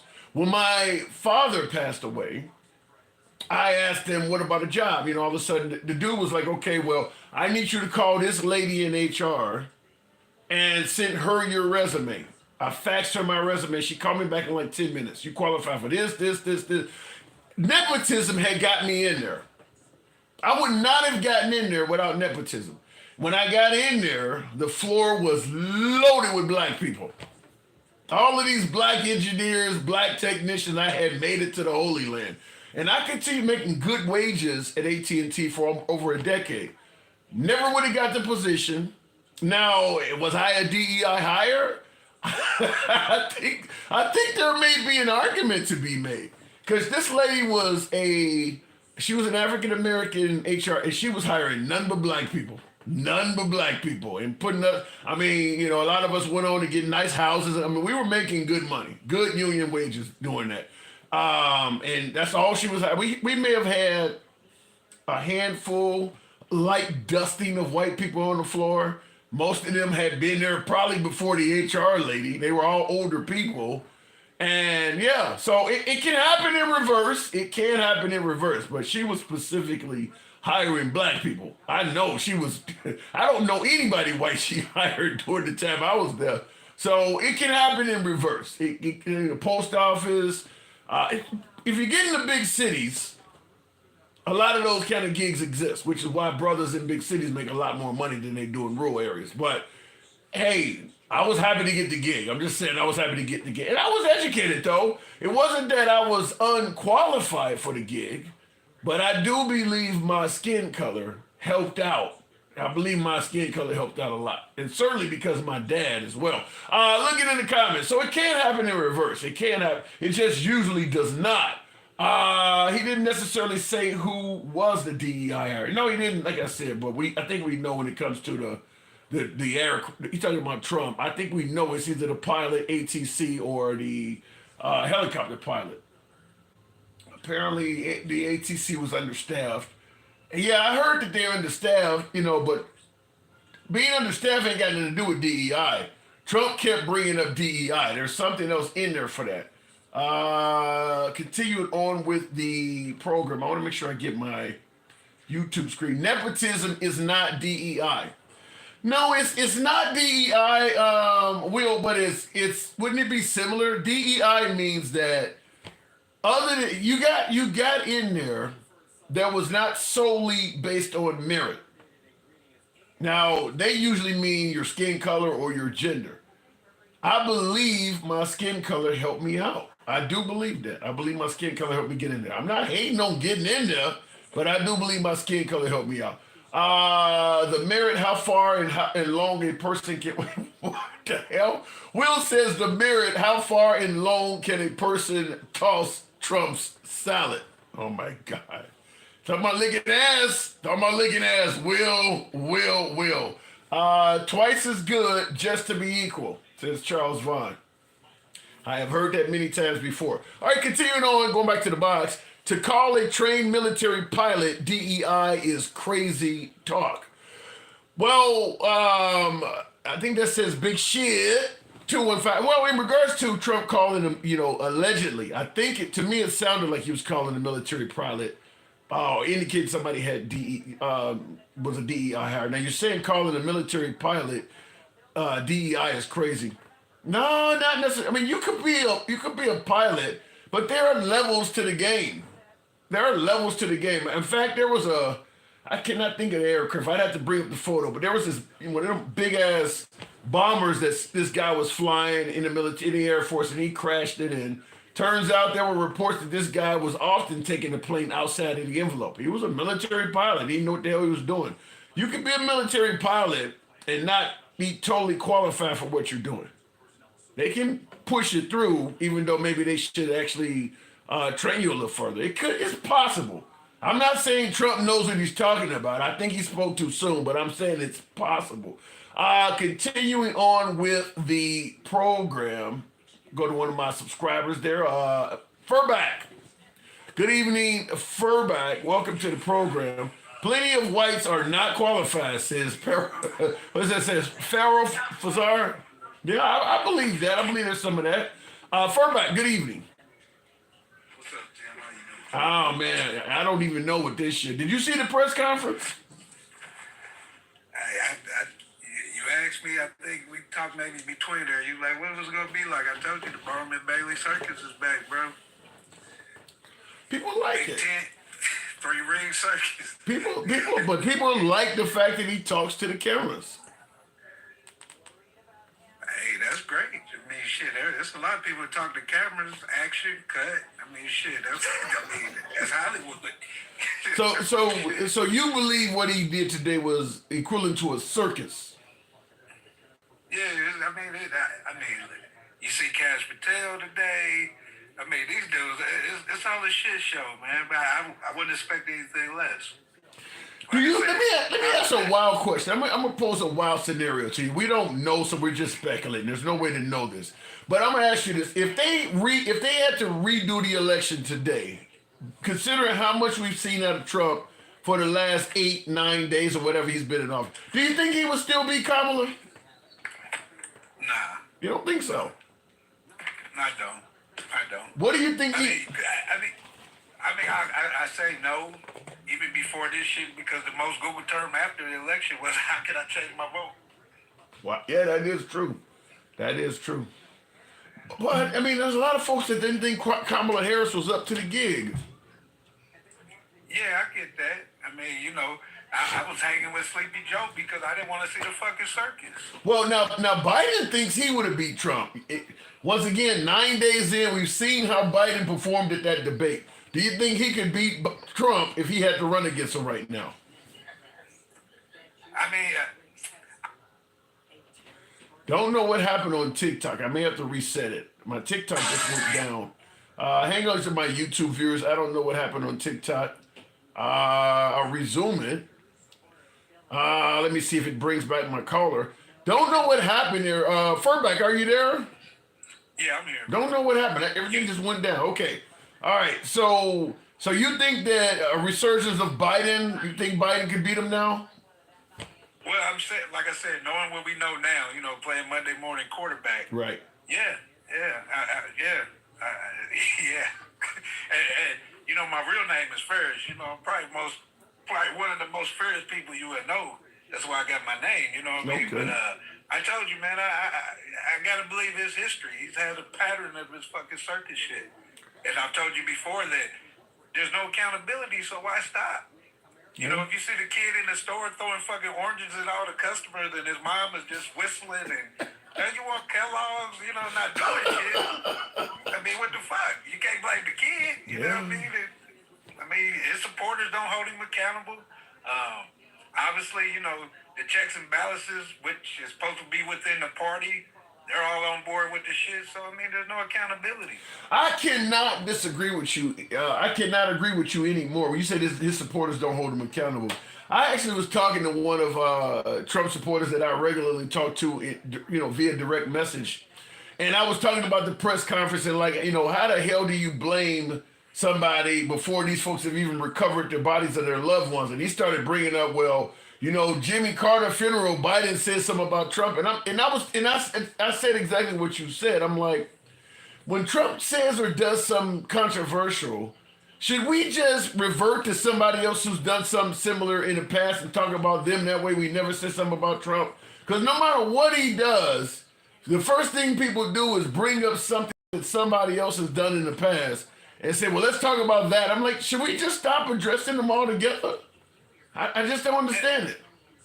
And the weird shit to me is that, usually, Joe said the shit on the Breakfast Club about black people. He came out and, gave his little apology or whatever. The weird dynamic about this whole MAGA thing to me has been that all his supporters apologize for him. Trump never comes out and says, you know what? No, I got to give him credit. He does. Yeah, he does not. Yeah, he does not. But to respond to what I said, Shifty says, well, we have to compare presidents, Tim. Otherwise, what is our expectations? Well, I'm fine with comparing presidents, but if every time Trump does something that is wrong or controversial, we go back to some other president, we're not addressing Trump. We're not comparing. We're just taking it. We're literally diverting the topic off of him to something else. Like, in some cases, something else that happened years before. I mean, like bringing up what happened with Black Lives Matter in 2020 while there's a January 6th trial going on is irrelevant. I mean, so I'm with comparing, but there's a time and a place for it. We're doing so much comparing that we can't even address Trump because you're being drowned by what about that? What about that? So, well, and another thing to answer that is it has to be apples to apples. You know, a lot of these things are not fucking comparable. yeah. You know what I mean? I mean, you got one guy that wore a fucking tan suit. You got one guy that can, bumbling and stumbling around and can't find his way to a door. Then you got another guy that's talking about black jobs and what people are eating and, things on leashes and shit and it's bon appetit. I mean, there's no fucking comparison to the two things. But you mentioned black jobs. If you get rid of DEI, do black jobs go away? Well, I've been kind of saying that this whole deportation thing and this black MAGA, I hear a lot of these men is saying, it's for the men and, he's going to put black people back where they're supposed to be. Think that thought out. Because if these immigrants leave, who the fuck is going to be in these fields? So what do you think? Trump's going to force black labor? Well, you're going to starve and eat. Yeah, it's going to lead you to a point where you're going to have to make a fucking decision. If DEI is gone, I guess you're going to go to the fields. You got to take that doctorate degree out there and go pick up some corn or some shit. Because it's not guaranteed that you're going to get a job whether you qualify or not. Yeah. So you do agree that if you get rid of DEI and you roll back affirmative action, it's probably not good for people of color. Well, I've always thought that because I'm kind of like you when you talk about the middle class and, the lower class and the upper class. If things at the bottom rise up, then that raises us up. Yep. I hear people arguing about where they're taking all the jobs at Popeyes and shit. Well, we've been here long enough. Haven't we evolved to where that should be the fucking goal is to work at Popeyes? Yeah. I agree with that. All right. So, and can we please, on the January 6th shit, stop it? To me, it's very evident who the fuck was the cause and why it was that day. I need you to elaborate on that. What do you mean? Who was the cause, in your opinion? Trump. Donald Trump and the Stop the Steal, all that bullshit. There's nothing wrong with a rally. He could have still called it Stop the Steal. But the fact that it was on J6, that was purpose. Yeah. Yeah. He could have had it on the 7, but he had it on the 6 because he knew it would have more steam. He knew the potential of violence, if not chaos. Yeah. I've heard so many, I've had 100 conversations on January 6th, and if there is one thing I can say with confidence, because you said he knew there was a potential for chaos and violence, in my opinion, the possibility of what happened on January 6th happening was significant. I mean, the security's not there. The crowd is pissed off. And you're going to send them to the building where the people that they're angry with are located. It's fairly predictable that some bad shit could happen. Well, even if you call it Stop the Steal, and let's just take out what he told them to do and fight like hell. If you bring them to that Capitol on that day, you can't control that fucking combustion that's going to happen. Yeah. You couldn't control it. Whether he said go fight like hell or not, you was going to have some fucking problems. When you listen to their speeches, other than go peacefully and patriotic, all the rest of his speech and all of his other speakers that spoke before him was essentially diesel fuel. So it's all, like, no matter how much, all of the stuff that Steve Bannon and Flynn and Giuliani, all the stuff they were saying was literally charging up the crowd, pouring fire. And then he comes and says peacefully and patriotically, and that's supposed to calm all of this down, is what people are saying. Like, you're supposed to exclude all of the inflammatory language, like let's have trial by combat and fight. All of that should go away because he said let's peacefully and patriotically. That didn't make sense to me. And it never will. You can't make it make sense. I heard you ask the other guy, well, now he's in there, shouldn't he, provide some kind of evidence of what he thought it was? You know what I mean? I said in the comments, he's declassifying fucking MLK, JFK. Why stop there? In comparison, that's more recent. There should be a lot more people around that can talk about whether it was stolen or not. Yeah. Well, the fact is, all of the powers that be that were in office during the time of the 2020 election, whether it's his own attorney general, whether it's his own vice president, they all said he lost. So, I mean, if he comes up, if he goes and is trying to bring up evidence that the election really was stolen, you have to wonder where you're getting it from. Because all the powers that be, even the people that you appointed yourself, said you lost. So it's hard to imagine he's ever going to prove that he didn't lose the 2020 election, because everybody who had the job of looking into it, including folks that he hired to do re-audits and all of them came back and said he lost. And it's hard to get around that. Like I said, other than you have to be locked in and loaded on whatever Trump says, you know, like I said, man, I'm one of the most fair people. I'm not one of those black people that go right to racism and this and that. But if you give me enough evidence, I have to come with a logical conclusion on what the fuck I'm saying. Yeah, you know what I mean? Like I said, I do it. Would I like my president, whether it's Trump or anyone else, and feel like they're racist? No. Because I live in this fucking country. Well, but you try to take away DEI, you know what I mean? You're talking about a black job. I don't know. Maybe I'm jaded, but I hear a lot of fucking whistles there, and I'm like, maybe I'm not safe here. Wow. You know? I mean, and just about, like, you know, I got 4 kids, and my son is a part of the community. He's part of the LGBTQIA community. So I hear Idaho is talking about rolling back same-sex marriage. So is my son and people like him on their birth certificate? I'm born here, his mom born here. Are you a president for them? Well, they're going to be a U.S. citizen, but no, he does not. I don't think Trump is a big fan of the LGBTQ community. I think that's fairly obvious. Yeah, but I'm saying, you know, they talk about he's so transforming and, you know, he shoots it straight. I get it. Okay, we could differ about what he says about other world leaders and other countries. But these are your U.S. citizens and you're not my president too. He's your president. You just need to know your place. Don't show up in the military. Don't try to be on the, you know, don't try to be part of the federal government. As long as you know your place, he okay with you. I got you. So it's 1950, 1940, 1930, 1890. That's where we at again. You said it. I didn't. I got to move it on. I got it. You said it. Appreciate it. I did. Love your show, bro. Thank you. Always a pleasure. Appreciate it. Looking in the comments, someone made a statement. Jesse Pinkman says 2020 is over. Move on. You know, I cannot tell you how many times we've discussed the election, we've discussed January 6th, or anything else from 2020, and I've had some of my beloved MAGA suggest that's in the past, we need to move on. Fair statement. But literally, like the next day they say that, Trump is on TV talking about January 2020. And if you notice, when Trump is talking about whether the election was stolen from him or talking about anything in reference to January, or maybe anything in reference to 2020, not one member of his audience yells out, "Sir, 2020 is over, let's move on."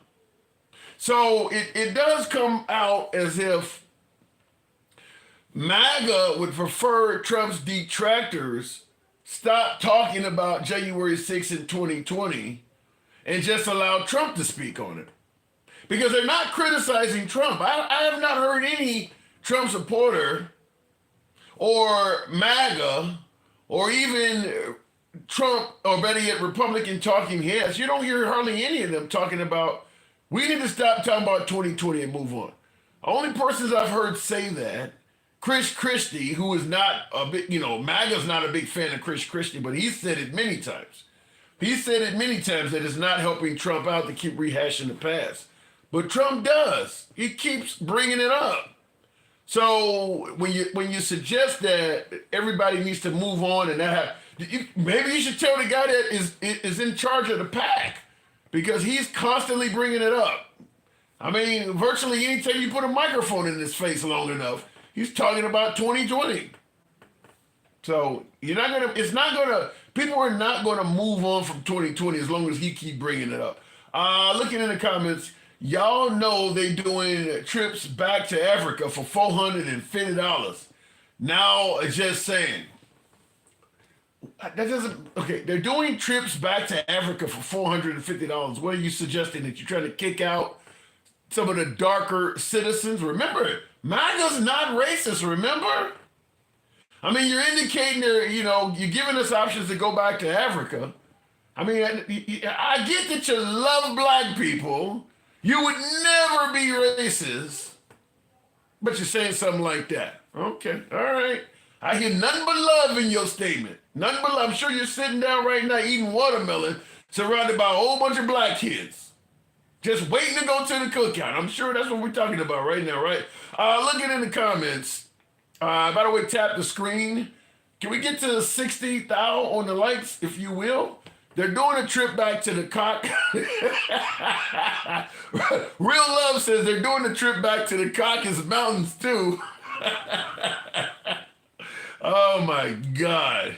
The Trump press conference today was embarrassing, says JC. Yeah, it was different. It was different.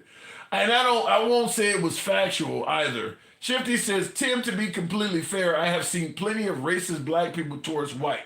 So have I. You can't say MAGA is racist because of one person.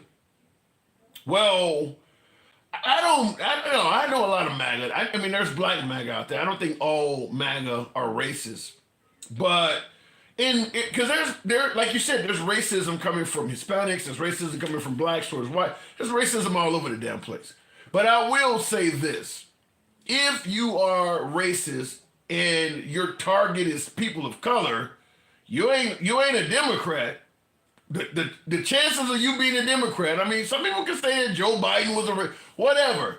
But I'm going to tell you something. If I'm a betting man and you're telling me I'm about to introduce you to this dude, he really don't like black people, I'm going to put my money on the fact that I'm going to put my money on the likelihood that he's not a liberal. He's probably not going to be with the party that is, promoting black people to the Supreme Court and, putting, the VP and working with Obama and Al Sharpton and Jesse Jackson. He probably ain't a Democrat. Now, if he's racist towards white people, he might be. As you rightfully pointed out, racism can be anywhere. But yeah, if you're racist to black people, you probably ain't a liberal. Because the liberal party is loaded with black people. So I'm just going to say that. What else before I continue on? Anybody DEI is racist says to court. I don't understand what you're saying there. I remember when racist was a real word that held weight. Now, if you disagree, you're probably a racist. It's too deep. Racist was, I'm just going to tell you this, at least in my humble opinion, and this goes back before I was born. We're never honest about racism in America. No matter when we're talking, people have always accused those who are yelling racism of being wrong about it. And like I said, I could bring up the MLK era. They were telling him that he was making up false claims of racism. Of course, Jesse Jackson and Al Sharpton have been told the same thing. Anyone crying racism is told that you're making up shit. So the point I'm making is we have never in this country been honest about that. I mean, even during the era of slavery, look, they're getting a free place to stay. They're getting free food. It ain't that bad. I mean, you got folks in Florida right now suggesting that people actually benefited from slavery because they learned a skill. Or they were brought from doing voodoo in Africa. They came over here and now they've been fortunate enough to learn the gospel of the Lord. I mean, people are never honest about this shit. So to say, well, in 2025, everything's fine, I would submit to you they would say the same thing in 1965. So I don't know.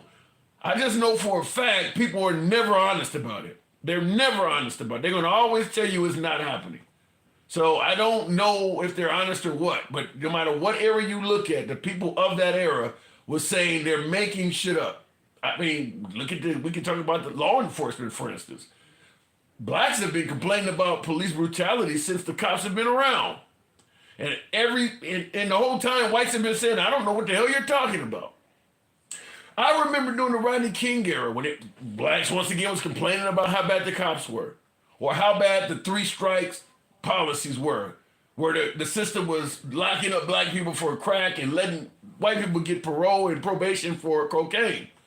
And once again, they're just playing victim.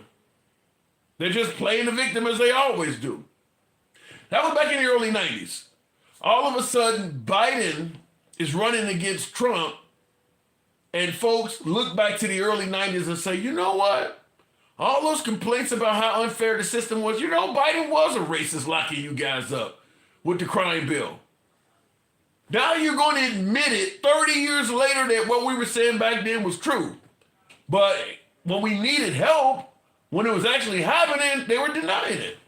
But now because Biden is the enemy and we want to get rid of Biden and we don't want Biden to win, we'll go ahead and throw them a bone and admit they were right 30 years ago. So I don't know about racism. All I know is that America has a history of lying about it. I mean, people are still telling us the Confederate flag is about pride and heritage and love. I don't know. Let me continue on the program. More Caucasian Americans get killed by police every year, says level 3, I think that says. That's true. That is true. Trump has pointed that out. More whites get killed by police than blacks do. 100% true, but to me, that doesn't say much when you factor in the sheer additional number of whites compared to blacks. And then, of course, MXX says they deserve it. That's wild. That's awful to say they deserve it. But I will say this before I continue on with the program about the actual topic. More whites do get killed by get killed by cops than black people do. Blacks are only like 13% of the population. So if more blacks are getting killed by cops than whites, then damn, that would look bad. But in addition to the more whites getting killed by cops than blacks, I will say this. Getting abused by police can happen in a million different ways that don't involve you getting shot and killed. Rodney King was not shot and killed. So when you say more whites are killed by black, Rodney King would not be in that conversation. There's plenty of folks that get their asses beat, get wrongfully incarcerated for trumped up charges, get properties, they get their property seized that should not be seized. They get their rights violated, their Fourth Amendment rights violated. That ain't got nothing to do with who got shot. I would tell you that probably the overwhelming majority of people who are mistreated by police don't get shot. They don't get they don't always involve somebody getting killed. By the way, George Floyd didn't get shot, so he wouldn't even be in that conversation. George Floyd wasn't shot. So if you only go by who's getting shot, you're skipping over probably most of the police misconduct. Most people ain't getting shot. So it's true, but it doesn't say anything. Looking in the comments, what does that says? Because the vast majority are one race who fight to stay on top. All right. But yeah, George Floyd and all that stuff didn't happen. I mean, he wasn't shot. Now, see in the comments, to Core 88 says George Floyd OD'd. Even if he OD'd, he was still mistreated by police. If a guy is overdosing on drugs, you don't sit on him for 8-9 minutes. He still is being mistreated by the cops. If you look at what's happening on video, if he is ODing, tell me where you would learn what nurse, hospital, medical institution would tell you to do what Derek Chauvin was doing to somebody that's ODing. He's ODing on something, just go sit on him for 8-9 minutes. So it doesn't matter what he died of. He was mistreated by cops. There's no way to defend this guy sitting there with his hands in his pocket just riding on the guy in a Captain Morgan pose. So it doesn't matter what he died of. He still was mistreated by police. Let me go back to the box. What does that got to he OD'd? Continuing on with the program. Mark Martin. Good evening. Welcome to the show. Talking about the press conference today, the awful air crash, but Trump addressing the public. Mark Martin, good evening. Good evening, sir. Hey, so did you see the press conference? Yes. What'd you think of it? I'm just saying this. This is my take on the whole thing. You run a campaign, you win an election. Mm-hmm. You're at the place that you run for and you win. You're at that place. There's no more campaigning. You're already there. There's nothing to convince anybody anymore. By you switching to blame, you trying to convince somebody like you're running for something. Like when kid do something. That wasn't me. I don't know what it is. I don't know who did it. You understand what I'm saying? So what you're saying is what Trump did today almost came across as if he was still campaigning. Yes, because by you blaming somebody that's campaigning in same way. Yeah. You're not the only one I heard say that. I think Jessica on Fox News, The Five, she said the same thing. Like that looked like a campaign rally. That's what I'm saying. It's like you keep comparing. You already reached at the place already. You already reached at the place. You're there. So now let me drive now. You in the driver's seat. You understand what I'm saying? You have to do is drive now. Okay. Something happened. Tragically. All right? Right. My heart goes out to the family. Whatever. We're gonna get to the bottom, see whatever, a moment of silence, and it's done right, that's all. You know what I'm saying? Tomorrow morning, if you want to come address something, so you're gonna find different evidence or whatever, that's different. You know what I mean? Yeah. That's a totally different thing. you make a great point that, you've already won the election, and blaming others and all of that type of stuff is something you normally do while campaigning. You don't need anybody to impress at this point. You've already won, you're at the top. Why are you still doing it? That resonates. That makes sense. That's what I'm saying. It's just like we on this live right now, and we got a mega come up here. Or anybody from Republican that vote for Donald Trump, right? Mm-hmm. And you said, like, what you think about the speech? What you want him to say? You don't know what he knows, but even if he knows something, right? Even if you know something, they don't even finish the pain out the water yet. The pain is still in the water. Yeah. Not only is the plane still in the water, so are the bodies. That's what I'm saying. The bodies are still in the water. We kind of see what happened, you know what I mean? To an extent where you kind of want to say, is the chopper was supposed to be with if they say one person was in the tower, I should need more than one, or why there was short staff, or whatever. But to go far to say is, it's a bomber and it's a coming away from. Look how far you're going back. Yeah. Why? Yeah. Why do you think he would go all the way back to Obama? Because he always tried to compete with Obama. Because he know that he get a good economy from Barack. He know that he get a decent. I'm not gonna say agree. A decent economy. A decent one. Mm-hmm. A decent where you could actually go golf for 2 years. You come here, sign a piece of paper, and you're back in Mar-a-Lago. Like, the job is good. The car tank full of gas, but don't have to do nothing. You know what I mean? Just play music, and that's what I'm saying. But what about Trump? Were you not better off under Trump than Biden? I cannot see that, sir. I cannot see that. Economically, you didn't do better. Because I work. Listen, I work an hourly job, right? Okay. And I work an hourly job, and when they do evaluation and these company and it's a different thing when it comes to the work thing. You know what I'm saying? So they run on this whole thing, no tax and overtime.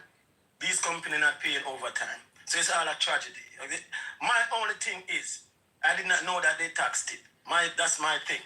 I didn't know they taxed it. So when they say no tax and tip, I did not know that. You know what I mean? Okay. Now, how long have you been in America? You obviously have a strong. You Jamaican? Yes, I've been here since 93. So. Oh, so you've been here so you're a citizen. Yes. Okay. That's what I'm saying. I see all these elections, and I could say, I remember paying 99 cents for premium gas in 1999 before the election. But wait a minute. Let me hold on. Now I want to ask you a couple of questions. You make for an interesting caller considering you came. Now, were you an adult when you came here, or were you still underage? No, I was at age. I was say what 20 something. Now, you obviously came here, I'm assuming legally? Yes, I got my visa and stuff. How long did it take for you? How long did it take for you to get residency and become a citizen? How many years? I say about 10 years. 2 years. So how do you? Because Trump is the one that is making this suggestion. How do you feel that there are people that are able to come in this country illegally and not have to put in all the hard work you did and sort of skip the line? Do you favor what Trump is doing in regards to trying to prevent folks from not doing it the right way like you had to do? I don't favor what Trump is doing. I favor what Hillary and Barack did have and their thing about illegal immigrants. Because everybody come here for a reason. And all these other people that come here on a green card and visas is just because the border is too far for them. They can't swim that far. Yeah, but don't you? But do you not want people to come here and have to go through the process you did, where they got to figure out who the hell you are, they got to do medical exams on you, you got to pay a certain amount of money, you got to wait, you can't commit crimes? Do you not want people to come here the same way you did, or are you okay with them coming, seeking asylum, and getting in here right away? Not everybody could come the same way I come. That's what I'm saying. In the same settings, I don't want everybody to come here the right way. You understand what I'm saying? But it's not the same in every country. Check the Cubans, okay? Mm-hmm. They come here on a boat and they get everything free. Yeah. They flee persecution. They get everything free when they come. They get, mind you, I come here with my green card and everything, right? Okay. But they come here and they get everything. You understand what I'm saying? And they vote for, and oddly enough, the Cubans tend to vote Republican. You understand what I'm saying? Yeah. So they get everything, and this is June Clinton era also, okay? Mm-hmm.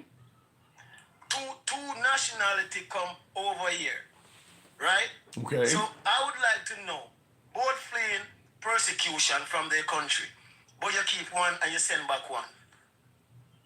You understand what I'm saying? No, I don't get that.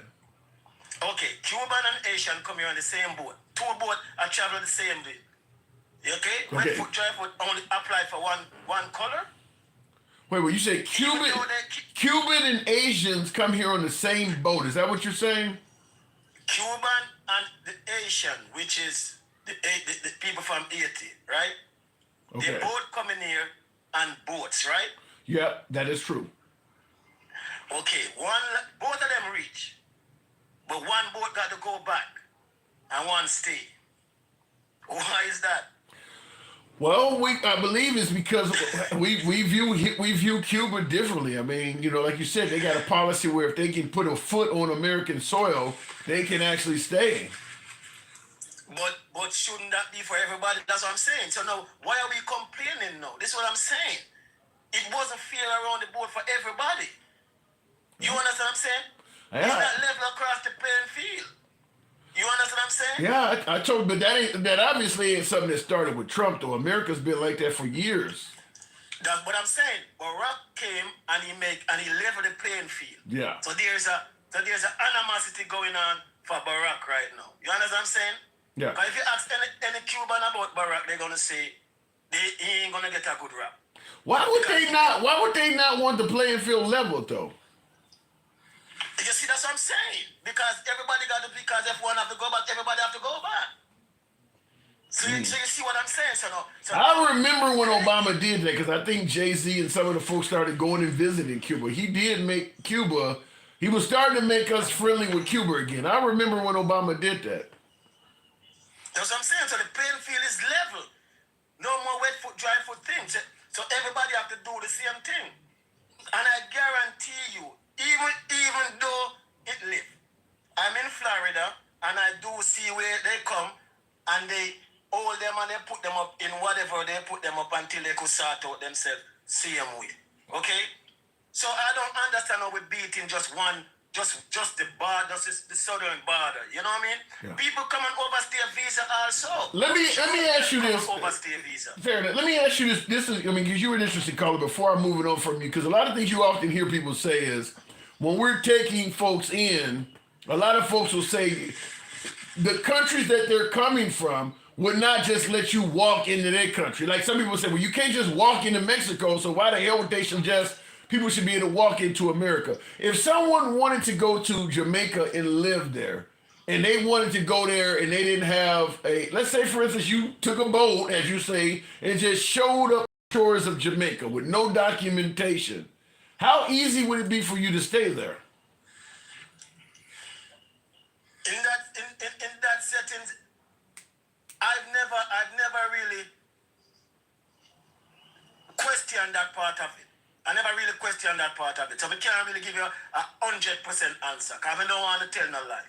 But you do understand the argument, though, that if people are coming to America saying they want to claim asylum, and all of a sudden they're being allowed to stay, but we know a lot of these countries, if you went to their country and wanted to claim asylum, it wouldn't be that easy. I think it would, because in Jamaica now, you have people who is there claiming citizenship, even from Russia, even from Ukraine, who live in there, citizen, leave their country and they are a citizen there. You mean, we are leaving and people are going there to make life, and we are leaving. You see what I'm saying? So yeah. I mean, I don't think it's gonna be that difficult. Well, in my comment section on YouTube, Vertical, Walter Greenwood says Jamaica allows no immigration. What do you mean, no immigration? Listen, there people go there, and I'm saying there's people go there. There's people there and they fight for their citizenship just like we do here. Yeah. Yeah, we're talking about people going illegal, not undocumented. We're not talking about people legally. We're like, if I wanted to leave America, I don't know. That's what I'm saying. I don't know of any undocumented people going there. That's what I'm saying. Yeah. It's not like people rushing undocumented to go somewhere. Like, I mean, you have to get a plane, or you store up on a boat or whatever. I'm sure you could get your citizenship or whatever. I do the same thing. Ways to go around it just the same way. All right, I gotta move it real quick. Go ahead. It's not like a border where you could cross. It's not like a border where you could cross, like say Mexico. Yeah, but you can't cross a border to get from Cuba, yet they get on rafts and inner tubes and still go there. There's got to be a way to, if any of the islands that are near Jamaica, if you go from one of those other countries and float up to the shores of Jamaica, will they allow you to stay? Well, as I said, I don't know about that part of it. I have to really see the law on that. But I know you could get your citizenship. Depends on how you do it. I'm not saying it's right to be illegal or whatever undocumented, you know. You know what I'm saying? Yeah. I'm not put a thing to it. But I'm just saying there's levels to whatever. It's your main thing or you go about it. You know what I'm saying? Right. You could deport people without segregation. That's what I'm saying. Because every country have their own laws. I gotta move it on, Mark, but it's a lot more challenging when you got millions of people here. Like you mentioned, Jamaica don't have all these people. It's harder to do this stuff when you got millions of people in this country. We've been very nice and let people in to the point where you're even admitting my home country might not be that nice. So, I mean, it's a lot of people here. I know, because this country is like everybody's coming here for opportunity, because it's rough. It's rough because this country hold other countries hostage too. Yeah. They hold other countries hostage. You understand what I'm saying? I understand. So they hold other countries hostage, so we have to come where it's kind of easy. They don't make it easy. They make rules, you know what I mean? They make rules where everything will level around the playing field. Yeah. So you find out, say, all this export and import and all of that mash up the economy. So when the economy is no good, people gonna go to try to find food somewhere else. All right. When you can't find your kids or whatever, you're gonna try to do things to feed your family.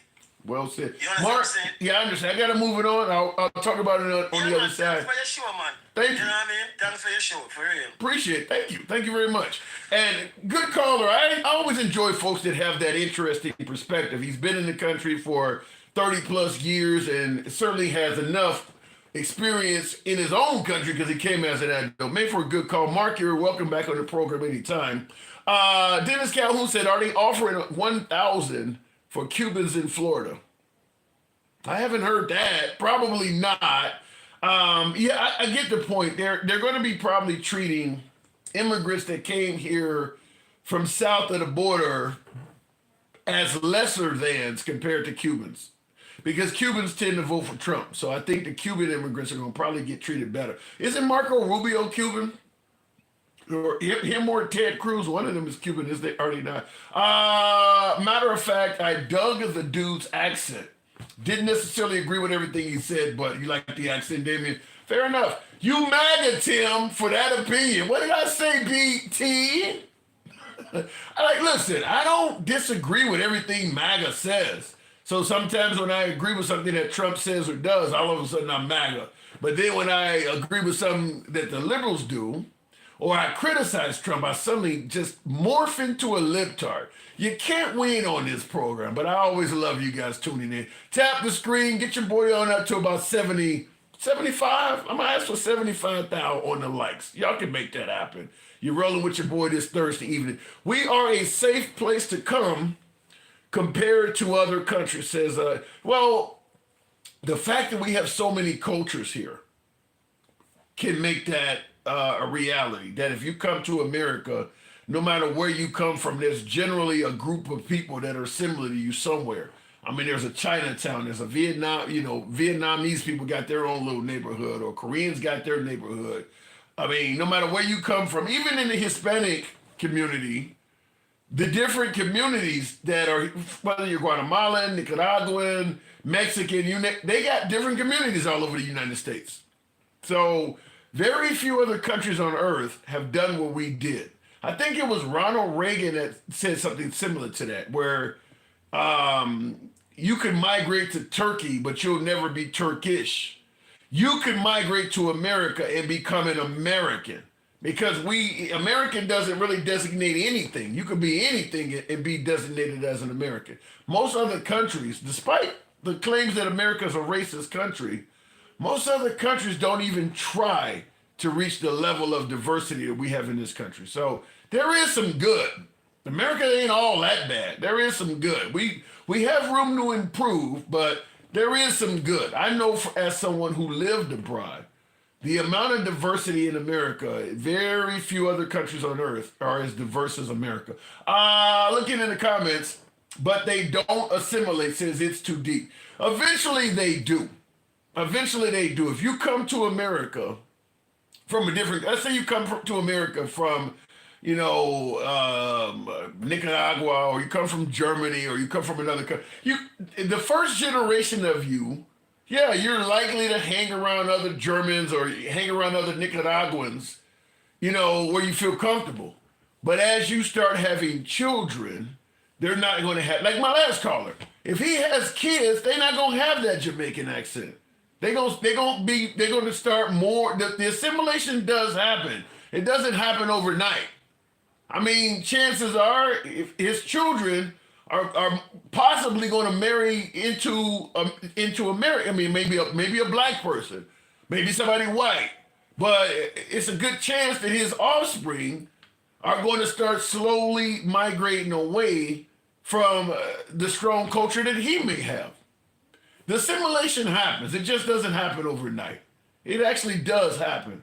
Looking in the comments, won the election by 1.3%. But he won, Mark. Trump did win. Hizoka, you are probably the person who goes to Starbucks. Now, this is somebody speaking among each other. Florida Blondie says, you're probably the person that goes to Starbucks to get your coffee but complain about paying $5 for the eggs at the store. Oh, okay, you guys are talking among yourselves. Tap the screen. Can we go ahead and get up to that? I'm going to ask for 80. You guys are tapping the screen, showing the program some love. Thank you. Continuing on with the program, off topic. Why did you, and by the way, like I said, you see the name, the whole purpose of the show. You can ask me anything political. So we're talking about what's going on, but if you want to ask me about anything political, feel free to do so in the comments, and I'll try to address it. I'll give you, Walter, you're a subscriber. You asked why did I end up in Australia and why did I come back? Family is why I came back. Straight up out of a divorce, I had a number of properties I owned in Chicago, and I just wanted to experience something new. And like I said, came out of a divorce. I just wanted to start fresh, and I'm like, fuck it, I'm gonna really do something. And sold all my properties. I ended up, I did a little research. You always hear people say, do your research. And I was going to go, I had 3 countries I chose between. I was going to go to Canada in the Vancouver area on the west side of that country. I was going to go to Oslo, Norway, or Sydney, Australia. I came to those conclusions by my research. Highest living index, quality of life index, happiness index. I went by that stuff. I think, like in America's one of those countries where you can start from nothing and really do well financially, which is something you hear Trump talk about all the time. Nowhere else in the world can you start from nothing and be, yeah, but the happiness index, the quality of life, all of that stuff is terrible in America. So I went and looked for that stuff, and those are the countries I came up with. Oslo, Norway, Vancouver, Canada, and Sydney, Australia. I ended up in Brisbane, Australia. And I picked that country, weather, and the language barrier.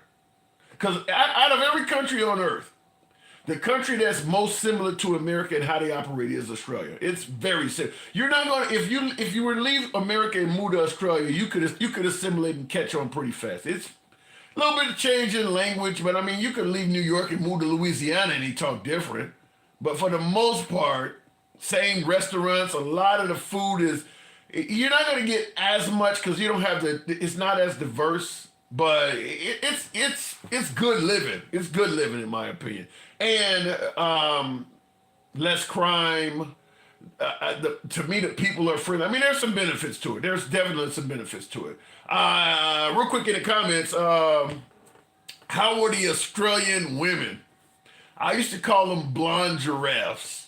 Lots of blondes, tall, Nicole Kidman types. Lots of that. Blonde giraffes is what I used to call them all the time. Good eating if you get it. Let me continue on with the box here, though. Continuing on with the program. Miss Mo Betta, good evening. Welcome to the program. How about the crocodiles? I didn't like the crocodiles. I ate a crocodile while I was over there. Miss Mo Betta, good evening. Hey, Tim. Hey, good to have you got 2 folks up there. I did it by accident. I didn't mean to do that. I was going to say, you must be feeling real good today to have 2 people up at one time. Sometimes, occasionally I will bring 2 folks on, but, I know when I go to other people's lives, they turn into a scream fest. If I know 2 people and they're going to be civilized, I'll do it. But I try to, I want to have a decent engagement, and the multiple people just turn into a scream fest. That's a whole fact. You already know. We've been on plenty of platforms where you can't even get your point across because people are screaming. Yeah. So I get it. I understand that part totally. The press conference. What you think? Your guy, man. He just, I don't know how those who support him saw him as fit. First of all, your character can carry you a lot further than any skill that you have any day.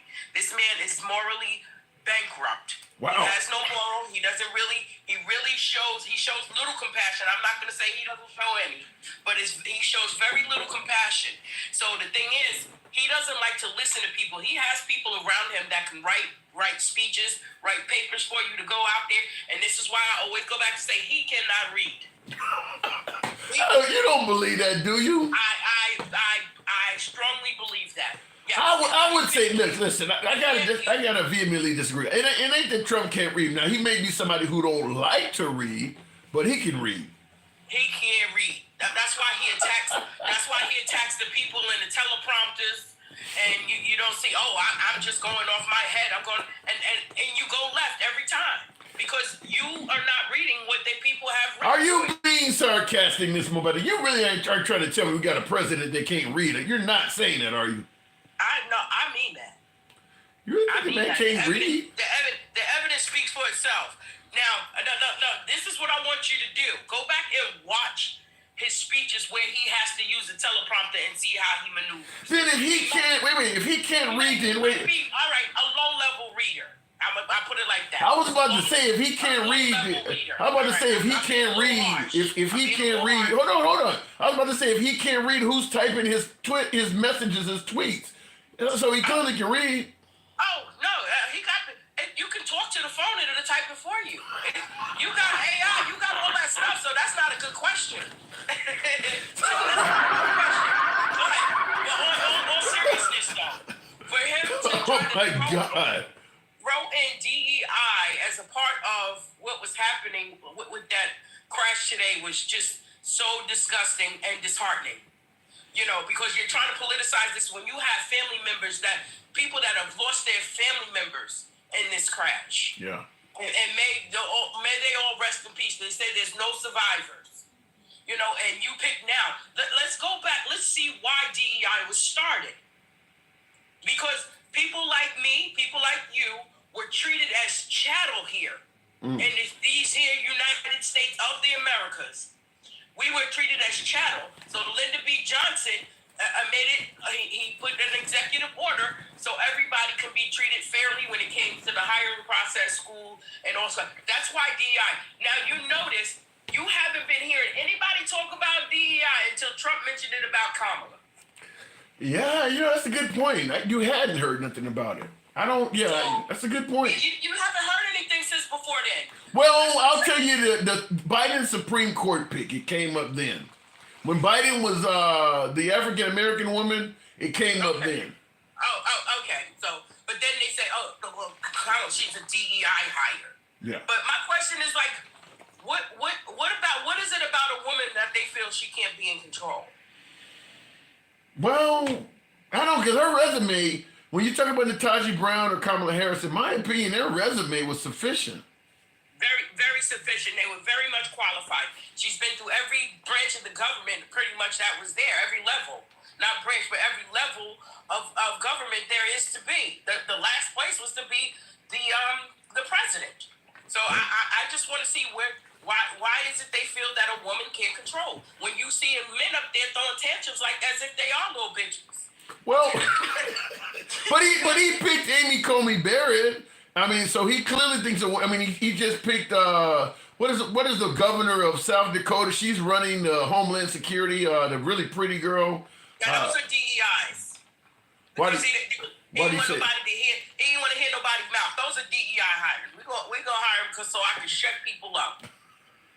So I could. And let me tell you something. They keep saying, "Oh, Trump is not racist." You know, you don't have to intend something to achieve it. Explain that.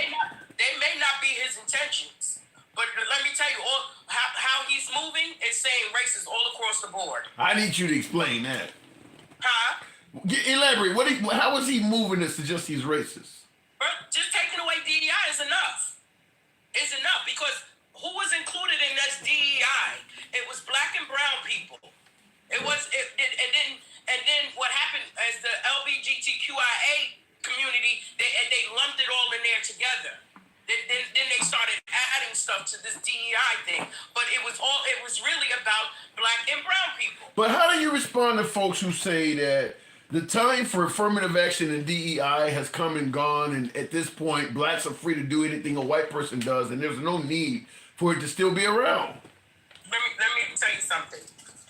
That's those who sit at their table and say the N-word. Ooh. Those are the ones that sit around the table and say the N-word. Damn. Listen, you know I'm a realist before I'm anything. Believe that. And that's, again, that's not to say that we didn't like everything that the Democrats did. No, we didn't. Like when Obama was in office, I hated that he gave out cell phones and shit like that. Let me correct it. We had to pay for that stuff. A lot of folks do not realize those phones started under George W. Bush. That Obama phone shit. That didn't start with Obama. It was George. It was Yeah. Curious George. Yeah, George W. Bush was giving out phones too. They just were okay with it until Obama got in there. Okay. Well, see, I was never a recipient of that, so I really didn't know, Yeah. But some of the people who were actual recipients should get the shit back. Now I got now as always, Miss Mo Better, you attract detractors, and you got one. I know. I'm here. All right, well, I'm gonna give you one. I'm sure I got a few of them. I'm gonna give you one right now. Someone, Lil, I can't even see the rest of that name. Terabyte, I think it says. She has a whole racist projection she's putting on everyone else. So, I mean, this person is suggesting that you yourself is acting racist. I'm gonna tell them like that. I'm not racist. I ain't prejudiced though. I can give you that much. I tend to be prejudiced sometimes because now it's gonna take a whole history lesson when it comes to this racism stuff. Black people intimately can't really be racist. Because you know where it started. I don't buy that. Black people can be. You don't think black people can be racist? Reverse racism, Tim. It started elsewhere. It started because of the treatment of black people in this country. Wait, but and not just then, but still to this day. I mean, I'm not saying it didn't start that way, but I'm saying right now in 2025, you're telling me black people cannot be racist. Yeah, they probably can. Probably. I'm sure they can. Yeah. Yeah, they definitely can, and there's some of them that are. But 9 out of 10 times, it's like that because of the treatment of our Caucasian counterparts. You know what I'm saying? So, as a rule of thumb, black people are really nurturing people. But what they do, they take is learned behavior, black on black crime and difference. We got a lot of learned behavior that just never went away. They use that against us. But that's, like I said, that's going to take a whole history lesson that a lot of people on here that might not like. This is why they're getting rid of CRT and DEI. Yeah, now I definitely believe there's always been a concerted effort in America to get rid of the evils of our history. I think that is undeniable. Real quick, in the comments, someone made a comment I wanted to point out. Well, somebody said she is an example of the left that people are tired of nonsense. That ain't what I want to read. When somebody said you are an example of the left, and yet people are. Go ahead. I'm not expecting them to rock with what I say. I know who they are. And from what they're saying, you're MAGA. MAGA holds no accountability for anything.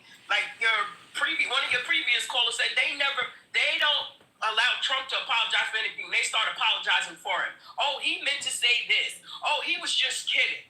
So he knows I don't have to go up there and apologize. I got these rats, these MAGA rats. Rats. Because he's the Pied Piper. Rats. Oh my God. Yeah. And watch how when a lot of these programs and stuff start really rolling out with them cutting federal funding, which red states benefit a lot from federal funding. Once they start, that's when they're going to start falling in that. What do you think Trump was trying to do by cutting off all the federal funding? I don't know. I don't know I really don't know. I can't even answer that. Like, because of Biden was giving student loan forgiveness. But everybody. It's something that has to do with what Biden did. Believe me, I can't say for sure what it is. Yeah, I couldn't understand me because there's lots of MAGA you're hurting by doing that. I mean, every program, that made no sense to me. A lot of MAGA is going to suffer from that. Now you see them all on social media crying, I'm going to feed my kids. You should have been asking that question when you was voting.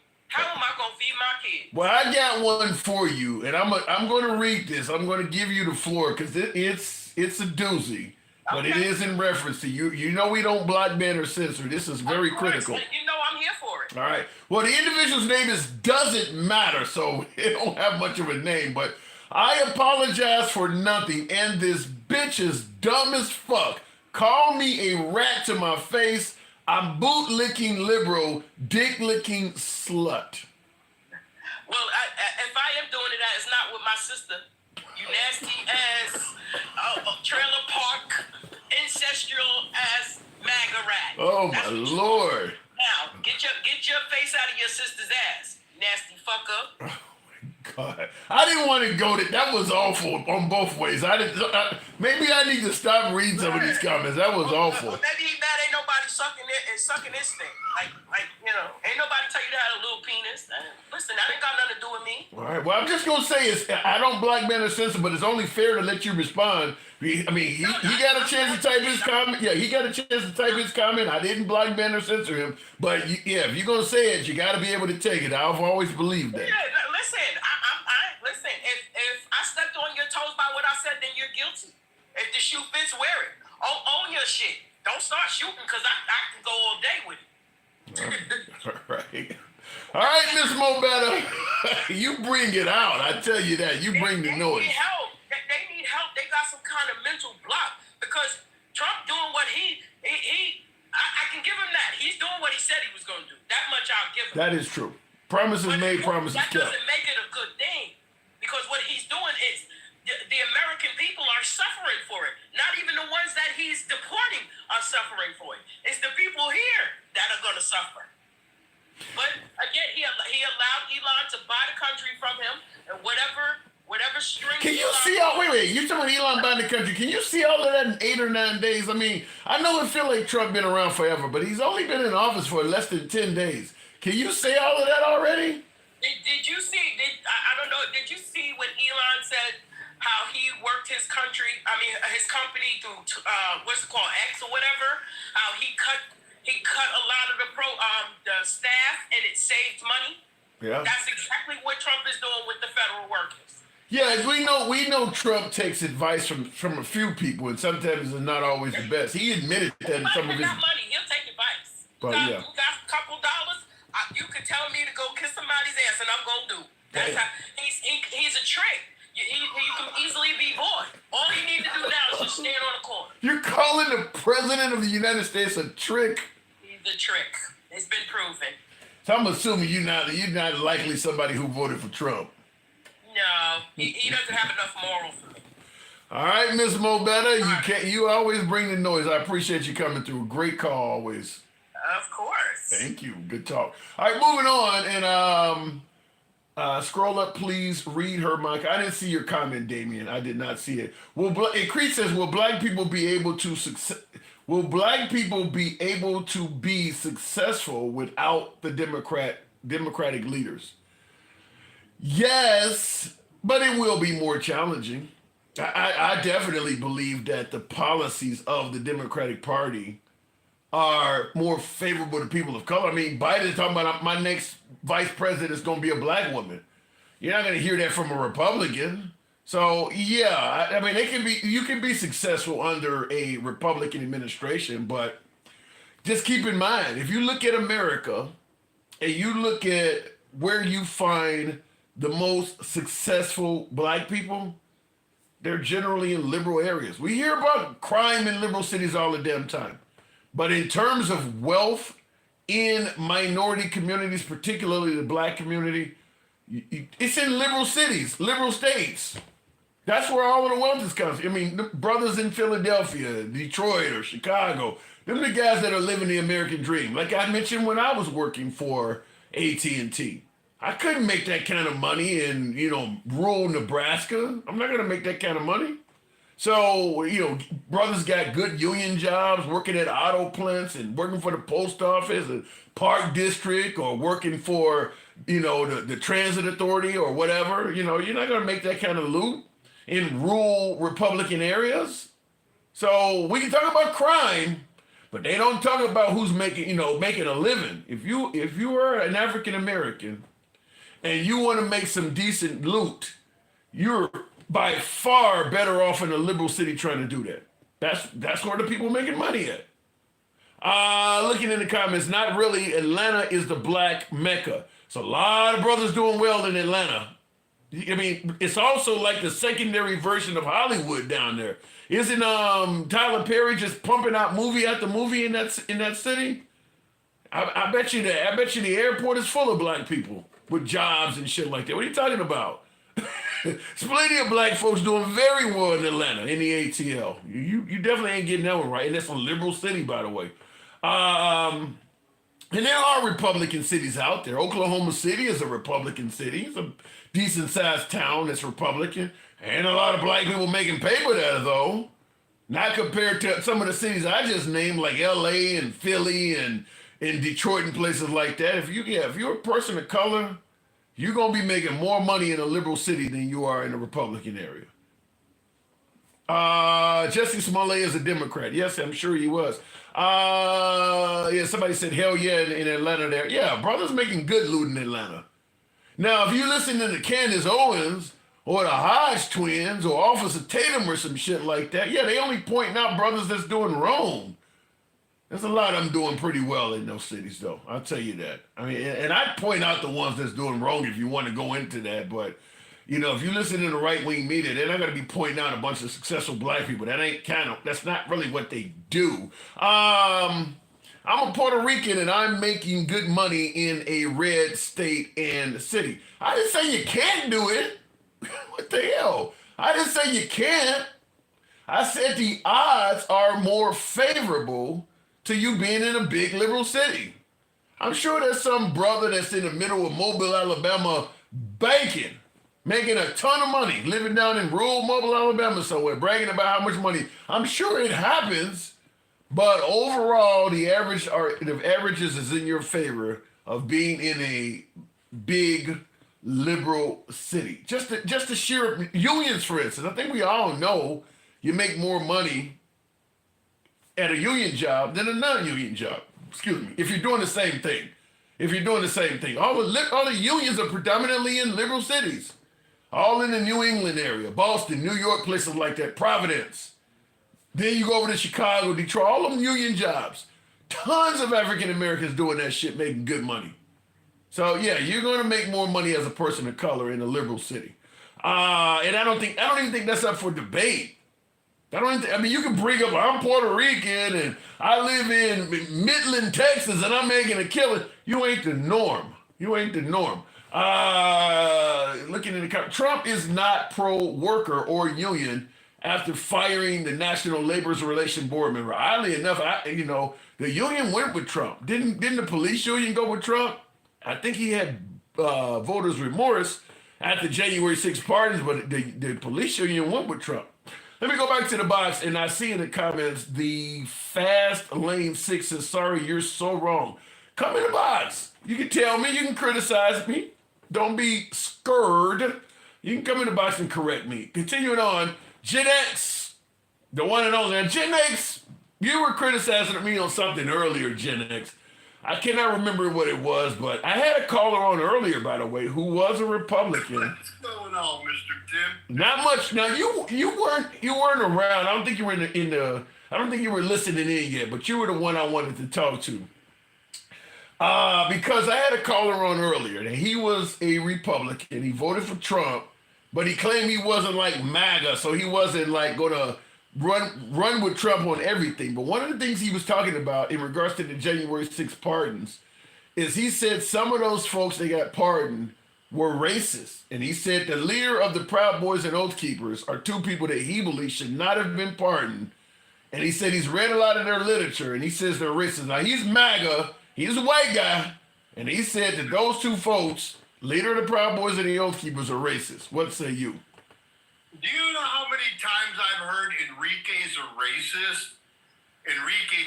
He's a rap monkey. He's Cuban. That don't mean anything. Come on. He's not. Oh my God. I don't know about the Oath Keepers. I don't know anything about them. But they're so, you know what? They're racist everywhere. They're racist in the Oath Keepers, in the Proud Boys, in Christian churches, in Walmart, and there's racist. Every organization has racists in them. Every single one of them. But what I can say with a pretty degree of confidence is that Enrique is not a racist. Okay. No. I just heard him. Are there racists in the Proud Boys? Sure, I'm sure there's plenty of them. There's racists everywhere. He's not one of them. Fair enough. I don't know. I don't know anything about the group, but I thought you might be somebody worthy of speaking to. I brought you up by mistake, Mike. Hang on a second. I didn't mean to do that. I didn't bring it up. So, did you see Trump's press conference today? I did, and you know what? as soon as he went on his tangent after he did the let's do a moment of silence, let's do this, let's do that, and he said his piece, and then he went into his spiel about, you were the first one I thought about. I said, man, you just gave Tim a show. I didn't want it. I did not want to have a show when people were dying and we haven't even recovered the bodies. Why the hell is he blaming Obama for that? No clue. And as much as I don't think that, as much as I didn't want to hear that at a time when at a tragedy, it is what it is, man. The Democrats do the same thing. Biden does the same thing. Trump does the same thing. It seems that both of our groups go back and forth with this bullshit. There is nothing sacred. Not Easter, not tragedies, not this, not that. I don't know. Has Biden at a tragedy started blaming Reagan and Bush for shit? I don't know if I've heard that. He did it at Carter's funeral. He started jamming at Trump. Carter's funeral is not a tragedy. The guy was like 100 years old. That ain't a tragedy. What I'm saying, Tim, is there are appropriate times to jab someone, and there are inappropriate times to jab someone. Both groups, both on the left and the right, and again, I'm far right, I'm MAGA, but I think that there's a right time and a wrong time to bring up that shit. So you do think what Trump did today was wrong? I think it was in very bad taste. I think it was in very poor taste, absolutely. Now, he's blaming the helicopter pilot for the event. I don't know enough about it. I've heard very little about the ATC reports and this and that. To me, there's not enough information. Yeah. And I think that's the consensus among most, even some folks on the right, even though I think on the right, people are hesitant to criticize Trump because it can cost you viewers, followers, and even, something worse like your career. But I think everybody has the same consensus. Like, you got to let the NTSB do their job. You can't be on TV less than 24 hours after the event talking like you summed it up and did all the legwork and blaming folks and saying this is how helicopters fly and shit. But the right... See, I don't understand that. I don't understand why MAGA won't criticize Trump. Because you'll become a rhino. Because you will become a rhino if you do that. No. Yeah. I'm not politically correct. I'm not politically correct. And and you've heard me call Trump on shit just as quick as I will anyone else. I'm going to say this. You're not going to remain respected MAGA if you criticize Trump. You're going to be called a rhino if you do that. Now, here, let me say this. There's a difference between criticizing and disrespecting. If I disrespected, then I understand if my own fucking turned on me like cannibals. I don't know. Disrespecting, but criticizing, we're allowed to criticize. I don't That's see the American way. I don't see people like Nikki Haley disrespecting Trump. I mean, Chris Christie, he didn't disrespect Trump. George W. Bush and Mitt Romney, they're rhinos. They didn't disrespect Trump. Mitch McConnell never disrespected Trump. These are all people you guys are calling rhinos. Mike Pence, he didn't disrespect Trump. I don't know if I agree with you on that. Well, Mike Pence is kind of a traitor, so How is he a traitor? What did he do? He had a job to do, and he didn't do it, and we can go back and forth on that all day. Mike Pence stated that he intended to do what Trump wanted, which was not certify the election, but he talked to I guess his legal team or whatever, and they told him you don't have a legal right to do that and you'll get in trouble. And Chris Christie also stated that he told Mike Pence, because he said he received a call from Mike Pence, and he told him that if you do what he's asking you to do, you're going to be dealing with lawyers for the next 10 years. And when you see what happened to Trump, it's probably correct. And Trump got a lot of a force field or shield or love around him. Mike Pence would probably be sitting his ass in jail right now. I don't know. Maybe not. You would have done it if you were in Mike Pence's position. You would have done that blindly like that. I would have done it. I'm not a pussy. You might have not seen any pussy for the rest of your life either. Yeah, Yeah, I would have, because Trump would have pardoned me. Hey, you actually right about that. You actually are right about that. He probably would have pardoned you. But do you want that on your legacy? I mean, that's going to be on his. I'm reading right now Bill You O'Reilly's. want that on my legacy? The man that stood up and did what's right? No, it's not. Yeah. History, unless Trump releases something that shows the election was stolen from him, history is not going to say he was right on that. History is going to show that he tried to get Pence to pardon him, and Pence stood his ground and didn't do it. It ain't like Trump has shown us. It's been 4 years. Trump ain't shown us that. He has not shown us that Pence should have done that. I mean, he ain't produced no evidence. You don't know that. The only one that can say that is history. You don't know that. History hasn't shown. History has not. Can tell that story. Only history can tell that story. Right. History has not. It's been 4 years of history already. There has been no evidence to suggest that if Mike Pence had held off on acknowledging the election like Trump suggested, that anything different would have happened. He would have just prevented Biden from being in office by whatever period of time, and eventually Biden would have became president. We haven't seen any history to suggest that Trump had a reason to do that. Dude, I love watching your chat. Dude, these armchair fucking warriors. Hey, man, I love their comments. These folks are just like yourself. They are politically astute, and they have an opinion. They're awesome. Okay. All right. So, especially my baby, Miss Mo Betta. I would invite Miss Mo Betta to join Sisters of Sandwiches. That's where all the women get together, all the sisters, and they learn how to make better sandwiches for me. I will have me a harem, like a shrine, baby. Sisters of Sandwiches. I'm going to start a website. Check it out here in the next couple of weeks. oh my God, Gen X. Every time you own, you memorable as hell. I cannot believe you just said that. So, rolling back DEI in affirmative action, you think that's beneficial to women and people of color? Some of your sandwich makers? Yeah, I think rolling back DEI was probably one of the best things that he's ever done. Look, I don't, like I told you, I don't think a lot of Project 2025 was right, but I do agree with a portion of it. There's a lot of stuff with 2025 I do agree, and I can't tell you what. I don't have it right now. As opposed to telling me what, let me ask you this. Trump claims he don't know a damn thing about it, or does not have any desire to implement Project 2025 on America. Do you believe that? Yeah, I do believe him. You don't think? I do believe him. But I think his morals and his ideologies are aligned with some of the subject matter in Project 2025. So when he does something, somebody picks something that's pretty similar in Project 2025 and says, oh, he's doing it. When it's not actually a carbon copy of 2025, it's just something similar based on his beliefs, his moral makeup. So based on what you're saying, then it's not wrong. A lot of 2025 I agree with. So based on what you're saying, then we're going to likely get a lot of Project 2025, whether Trump knows about it or not. I don't think we'll get most. I think we'll get some.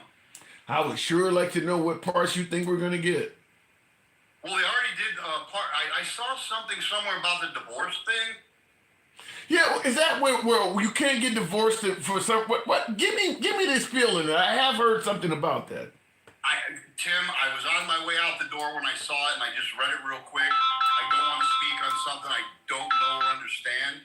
But I know there was something in Project 2025 about divorces and men getting the short end of the stick, which is fucking true. Yeah. And from what little I read, it was kind of similar, but again, I didn't read the whole thing, so I sound like an idiot most of the time anyway, knowing what I'm talking about. So I don't want to talk about something. What about the fact that Idaho is now trying to get the Supreme Court to roll back same-sex marriage? Would you support that? Fuck yeah, I'd support that. So taking away sticking your dick in another man's face, man, that's fucked up. What do you have to do with telling another man what he can do with his dick? If him and some dude like each other, you want to interrupt that? Look, if you want to stick your dick in another man's face, do it behind a locked door. Don't go out in the street and dance with a vagina on your head and rub your fucking pee-pee on the back of another dude. That's fucked up. What makes you think gay people are doing that? They do it. It almost goes. Ooh, I don't want to get banned. Are you going to these events? I see them on the television. Wait. What television channel are you watching that shows that explicit shit? Are you kidding me right now? Yes, no, I'm not. What television channel are you? Are you getting on Pornhub? Dude, when they have all those pride marches. So you seeing actual genitalia at a pride march? They wear them on their heads, yeah. Oh my God! You could go to any chick having a what do they call it? A bachelorette party and see that. You want to end bachelorette parties? They don't do it at 2 in the afternoon. Oh, so it's a different. So a certain time of day, it's okay. Behind closed doors, it's fine. Gen X, ain't nobody in the street wearing dicks on their head. I mean, what have you been in Mardi Gras? You need to get out more. Not like that. I gotta go. You pissing off my audience as always. Good talk, Gen X.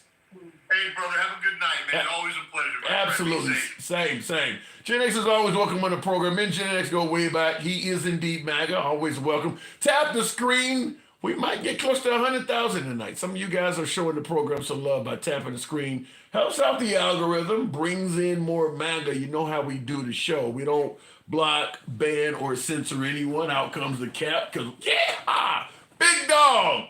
That was, big dog, thanks for the hat and mustache. When you did that, they put the hat and mustache on Trump's face and head. Oh, my God. Turned Trump into a Hispanic there for a second. Thank you. You know how the program is on. We don't block, ban, or censor anyone. We are open to all commentary. We go left of Bernie Sanders to I'm having dinner with Q. That's how broad the spectrum is. We don't block, ban, or censor anyone. So understand you can be critical of the host. You can be critical of anyone in the comment section. This is all about free speech here. If you favor that type of dialogue, this type of a show, I'm going to ask that you subscribe on YouTube. My YouTube horizontal, YouTube vertical. Feel free to follow on TikTok. Same on Instagram. We are currently on Instagram Live as well. Feel free to follow the program on Instagram as well if you like this type of dialogue. For my Instagram viewers, I just want to tell you folks, I'm still working with learning the app. So about every half hour or so, the Instagram feed will time out. If you're watching the program, understand I will bring it back live instantly because I've had to do it like 3 times already. So if you're watching me on Instagram and for some reason the show dropped, just understand it's going to come back up in about 5 seconds because the minute they do it, I just bring it back up. So that's for folks who watch on Instagram. My 3 favorite people, Handsome Zeus and Takesha Bowie, says Gregory Lover. Thank you. I'm glad to be in that audience. Continuing on. I did want to respond to a couple super chats to thank my viewers. Bandito says Trump is looking old and tired. Well, the photo I got of him on my screen there, that is his presidential release photo. I don't know. The guy looked like he'd been hanging around NWA, or I guess in this case, HWA, but he takes some hard looking photos. After you, okay, I get the mugshot. I get taking a hard looking mugshot photo. You think the justice system is on some bullshit. You think it's a witch hunt. Yeah, I get that. But this is his presidential photo. That looked like some I'm your retribution type shit. He takes some hard looking photos. Takesha said he repeated himself so much today. That was a hell of a press conference. I'll just say that. I mean, Trump is the kind of guy that every day he makes history. Every day he makes history. I mean, he is the type of president that when they write a book about him, it might be like a series of books because he makes history every day. I mean, it's insane how much history that guy makes. Looking in the comments, I mean, think about it. I've been, we do our lives. I think I've missed 1 or 2 days of doing lives since Trump has been president. Every day. I'm talking about something he said. Every single day, the live is about something he actually said within 24 hours at a time I'm doing it. There was never that much content on Biden. Never that much shit going. In fact, most of my lives during Biden's administration were also on shit that Trump was saying. I mean, the man cannot stay out of the news, I swear to God. Sleepy Joe Biden and delusional Trump both need to go to nursing homes, says Bandito. Well, we got Trump for 4 more years. He ain't going. And you followed up by saying Biden and Trump have so much in common. No sense. Well, people think that Trump is very sensible. Biden, on the other hand, I think Biden would have helped himself a lot if he had just said Trump ain't worth debating. If Biden had simply said, this guy does not know how to debate, he don't know how to wait his turn to talk, there is no sense at all for me, there's no sense at all in me debating him. If he had not have debated Trump, we would have had a Trump versus Biden election. I don't know if he would have won. I think the numbers show Biden was losing. But mainly, I think the biggest punch to the Biden campaign is that debate performance. If he had not have debated Trump, it might, who knows? I don't know if he would have been better than Kamala Harris or not. I don't know. To me, I think the biggest determining factor for Trump, whether he would have won or lost, is a lot of things he's doing now that he never campaigned on. I don't think his numbers would have been as great if he had told folks he intends on going after Greenland or the Panama Canal. I mean, some of the stuff he's doing, he ran on lowering the price of eggs, gasoline, and getting the economy back on par, and getting the border secure. Those are things Americans want. But he's in office now, and a lot of stuff he's doing, I don't even think a lot of black MAGA would have been jumping up and down for rolling back DEI and affirmative action. He didn't run on this stuff. So he's doing a lot of new things that he didn't run on. And you got to give him credit. He was smart enough, or at least his advisors and his handlers were smart enough to tell him, don't mention that. That ain't going to help your campaign. But now that he's in there, he's doing it. Do you regret voting for or supporting Trump, says Clue? I didn't vote for Trump. I think on paper, he deserved a second term for what he did on the first term. I didn't think what his first term was that bad, minus the pandemic. I think on paper, he would have been worthy of a second term, minus the pandemic. I didn't like the divisive internet rhetoric, the tweets, but in terms of how the country was ran, I don't think he did a horrible job. But the reason I didn't vote for him is in his second term, he was promising to get police immunity from prosecution. For me, that's a deal breaker. I don't care about the price of eggs or none of that other shit if you're talking about giving the police immunity. So once he said that, for me, I was done. Looking in the comments, I see Alfonso says, sure, you didn't vote for him. Right. Okay, you think I'm lying. Okay, fair enough. Jasmine Crockett, 2028. That's the bleach blonde. What did she say to Marjorie Taylor Greene? Bad built butch bleach blonde, a bunch of B's. In fact, I actually have the shirt. She was selling those shirts for like $15. I got it around here somewhere, but I actually have a shirt from the Jasmine Crockett's campaign. I like political artifacts. I did buy that. Looking in the comments, Harris should have pleaded the fifth during the debate. She would have won. Thank goodness she lost. No. I think Kamala Harris's biggest detriment is not having enough time. I mean, you only got 107 days to run up against somebody that people have known all their life. That ain't a lot of time. I think that was her biggest detriment. Travelman, one of my subscribers. Good evening, Travelman. Are you there? Hey, what's going on, man? You know what I always say, hanging around like Jesse Jackson at a Klan meeting. So, did you see the press conference? The shit show. You wasn't a fan. Man, look here. Not only did I see that one today, did you see the one he did when he signed the Lincoln Riley bill? No, I did not. No, I didn't see. I was working when that happened. No, I didn't see that. It was terrible. It was terrible. And then he topped that today. Yeah, today's was bad. I did see today's. Yeah, today's was bad. You know what? It's not out of the norm. It is not out of the norm. That's That's his typical press conference. You remember during the campaign, everybody talking about, hey, well, they asked Kamala a question, and all you got was word salad. Trump don't even have word salad. That's how jacked up he is. No, I think he's. I think. Okay? I don't. Let me give you an example. Remember when he was speaking somewhere, and the lady asked him about daycare? She asked him what was he gonna do regarding daycare. Yeah, he gave her a runaround answer. I do kind of recall that he didn't answer her question. That's what he always do. Yeah, I remember. Crazy ass. He did the same thing when he was working at McDonald's, and somebody asked him about a minimum wage increase too. He did the same thing. He didn't answer the question. A lot of times, what he says is gibberish. Hmm. A lot of times, go listen to some of his. Go back and look at some of the questions that he never answered the question during the whole damn campaign. He won. But, he won. Every swing state. He won. How'd that happen? So basically, he went off the rails as soon as he finished with the moment of silence.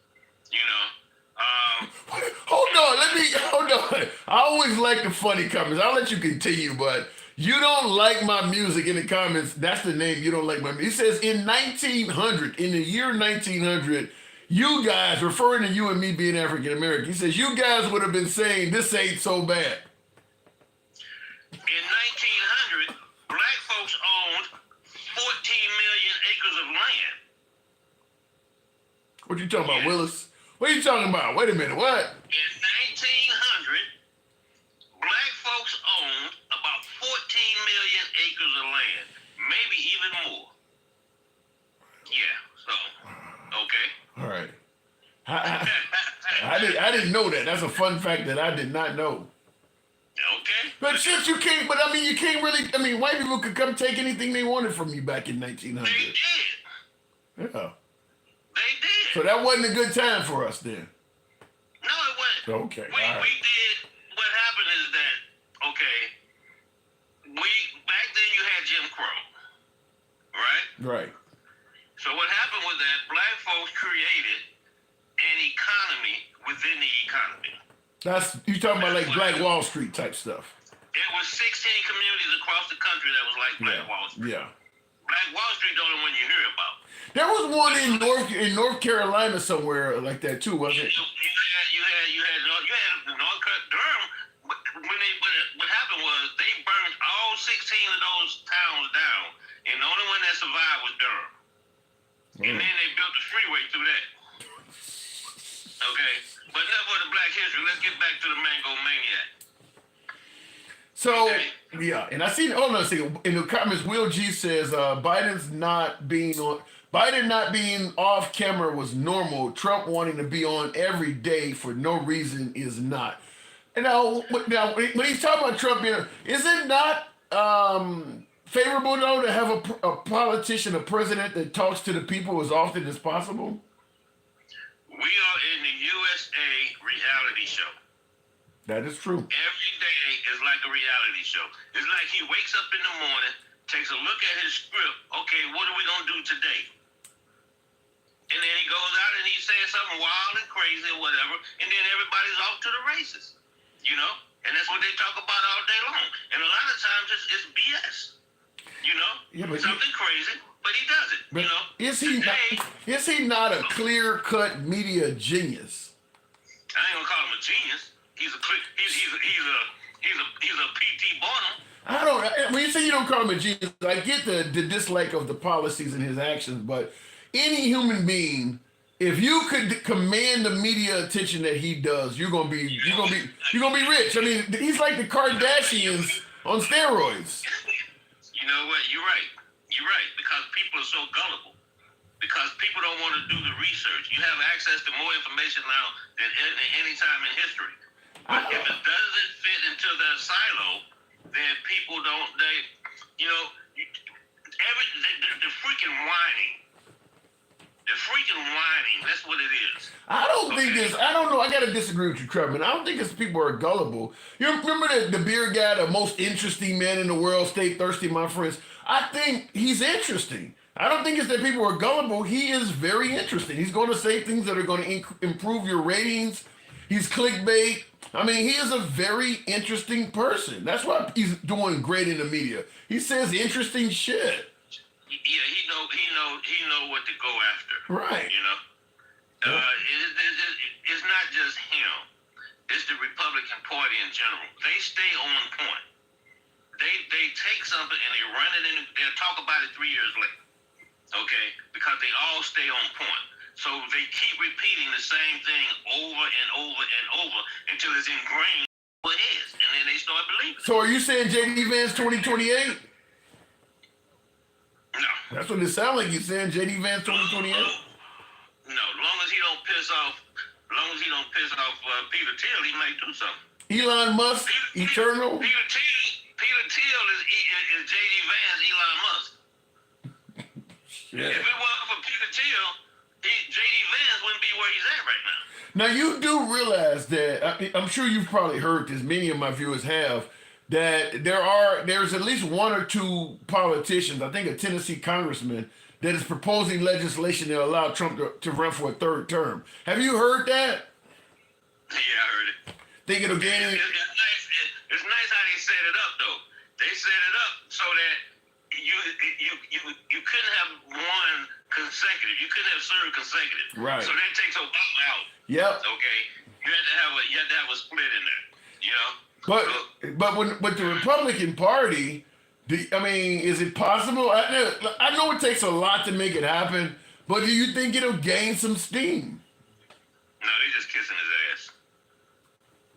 They're kissing his ass. And one thing is for sure, he'll be 82 years old? Yeah. Okay. Somewhere along the line, that aging process gonna kick in. He's been having some issues for a while now. Okay. Sooner or later, he's gonna be acting like he's 82 years old. Shit, that man, since that man has won, he went in, talked to the people in North Carolina that suffered from the hurricane. Then he went and met with Gavin Newsom and fire victims in California. Then he flew to Nevada and praised them for electing him. He don't sound 82 to me. That guy keeps a busy schedule. So what? Biden flew to Ukraine, rode a train for 10 hours, had a meeting, got back on the train for another 10 hours and flew back to the States. Are you really comparing Biden's schedule to Trump's? No, I'm just saying. You saying what he did. Yeah. I'm just telling you what Biden did. Yeah, but what Biden did, most of that shit was off camera. He could have been asleep the whole time. Doesn't matter. Trump could have been asleep on the plot. He only go back and talk to the press when he want to. He talks to the press a lot, though, Travel. I mean, like every day. That's because Trump loves publicity.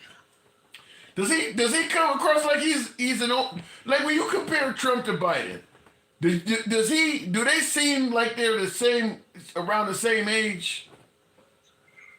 Well, Biden has some issues. Ain't no doubt about that. All right. And Biden is also 82 years old. They're 3 years apart, but they look like they're considerably greater than 3 years. Now ask that question 3 years from now. So you expecting Trump's health to decline in 3 years? But let's go back to the other stuff, because we just beating a dead horse on that one. Right. Go back. He's blaming DEI. That is true. For the helicopter, for the crash and everything. Yeah. Everybody beating up DEI. And I heard one of you, somebody was speaking earlier today. So, and I think you brought up something about Justice Jackson and about if she was DEI. Yeah, Natasha Brown Jackson. I know, I'm certain she's not DEI, but I'm saying that folks said she was. So does that make Amy Coney Barrett DEI? She's white. You can't be white in DEI. White women benefit. I'm just fucking with you. Yeah, I get your point. I know, but does that make Brett Kavanaugh DEI? I would tell you some of the folks like Pete Hegseth, he's definitely not qualified. Yeah, he's not qualified. Neither is Kennedy. They're not qualified for that job. None of those guys in the cabinet are. They're all DEI, maybe except for Marco Rubio. Yeah, they're not being chosen based on merit. It's what people say DEI is. And I definitely don't see where Hegseth. I didn't see where Herschel Walker. Maybe Dr. Oz. I might say Dr. Oz may have had it because he got a advanced medical education. But many of these folks, Ben Carson over the Housing and Urban Development, he wasn't qualified for that. So he should have been over there where over the other one. He should have been over the health, you know. yeah. But having said that, so Hank's death, he goes in. See, this is everything they say. They lie to people and they eat it up. Oh no, we're not doing it. We're not doing that. He went in there, and the first thing he did is go after General Milley. Well, General Milley has been pardoned. Can he still go after him, and how? What they can do is they can bring him back, and they can try to do a court martial and take one of his stars. Court martial for what? Hasn't he already been pardoned for that? That's what they gonna try to find. They want to do an investigation of his career. Okay, and then they gonna try to use something they find back there to try to justify. Wow.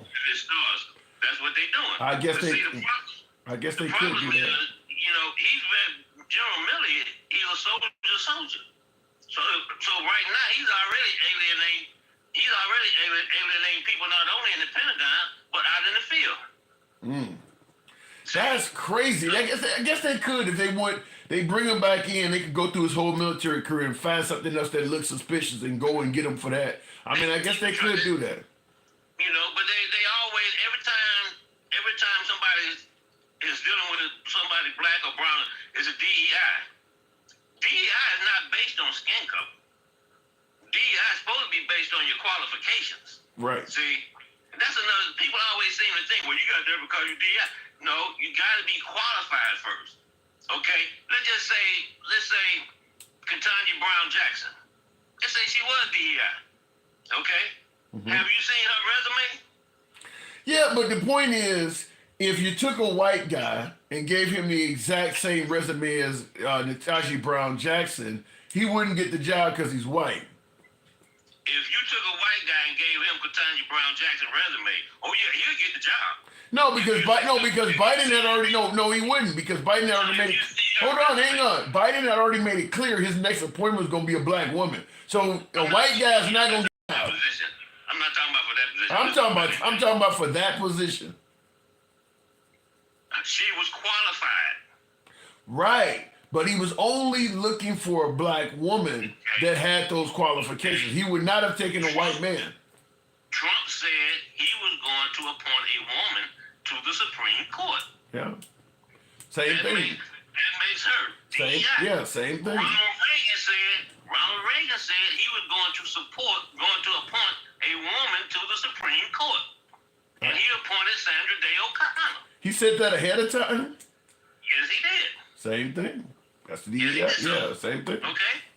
So you got to be qualified. You know, everybody, this Republican, conservative, whatever you want to call it, they go off on these damn tangents. It's always cultural stuff. It's DEI. Not what's the other one? Transgender. Okay? Look how much time they have spent on transgender stuff. I don't understand. I never will understand how the transgender community got that much attention. I never will understand that. Because they have no representation. So they can beat up on them. But it worked. It worked. Because you got 350 million people in the country? 358 or regular whatever, 2 million transgender. Is it even that many? It's like 0.1 or something. Yeah, it's pretty low. Yeah, and look at how much time is spent on that. Yeah. It's a bunch of BS. That's all it is. And people get worked up in a lather about it. But we can't do, you can be born with all kind of birth defects. You can be born with autism. But 100% of the people that's born in this world, their sex is right. It can't be wrong. They believe that God don't make no mistakes. Well, then there shouldn't be anybody born with birth defects. That's a great point. I've said the same thing. Yeah. But see, everybody they go off on that tangent. But in the meantime, they're going to take their kid down there to St. Mary or Catholic or whatever and give him to the priest so he can bend him over. I gotta move on. I gotta go. Oh my God. But you are right. That has certainly happened. So that's what they do. One more thing before you go. The crash. Yeah. Right. Yeah. When I first saw it, and he was talking to the pilot, he said, "Do you have view? Do you see the other plane?" And he said, "Yeah." And at the same time he was saying that, another plane was taking off going over. Did you see that? Yes, I did. That might be the problem, because one of the ladies that flew Black Hawk for 14 years, she was on the day, and she said based on what she saw, she think that's what happened because the Black Hawk, nothing changed. The speed of it didn't change. They didn't try to change direction. Nothing. It all stayed the same until they hit that plane.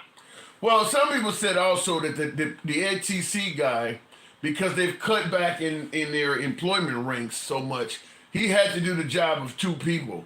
So he's talking to the helicopter pilot and the airplane pilot on different frequencies where there may have been a second person doing that. So they also said that could be a problem.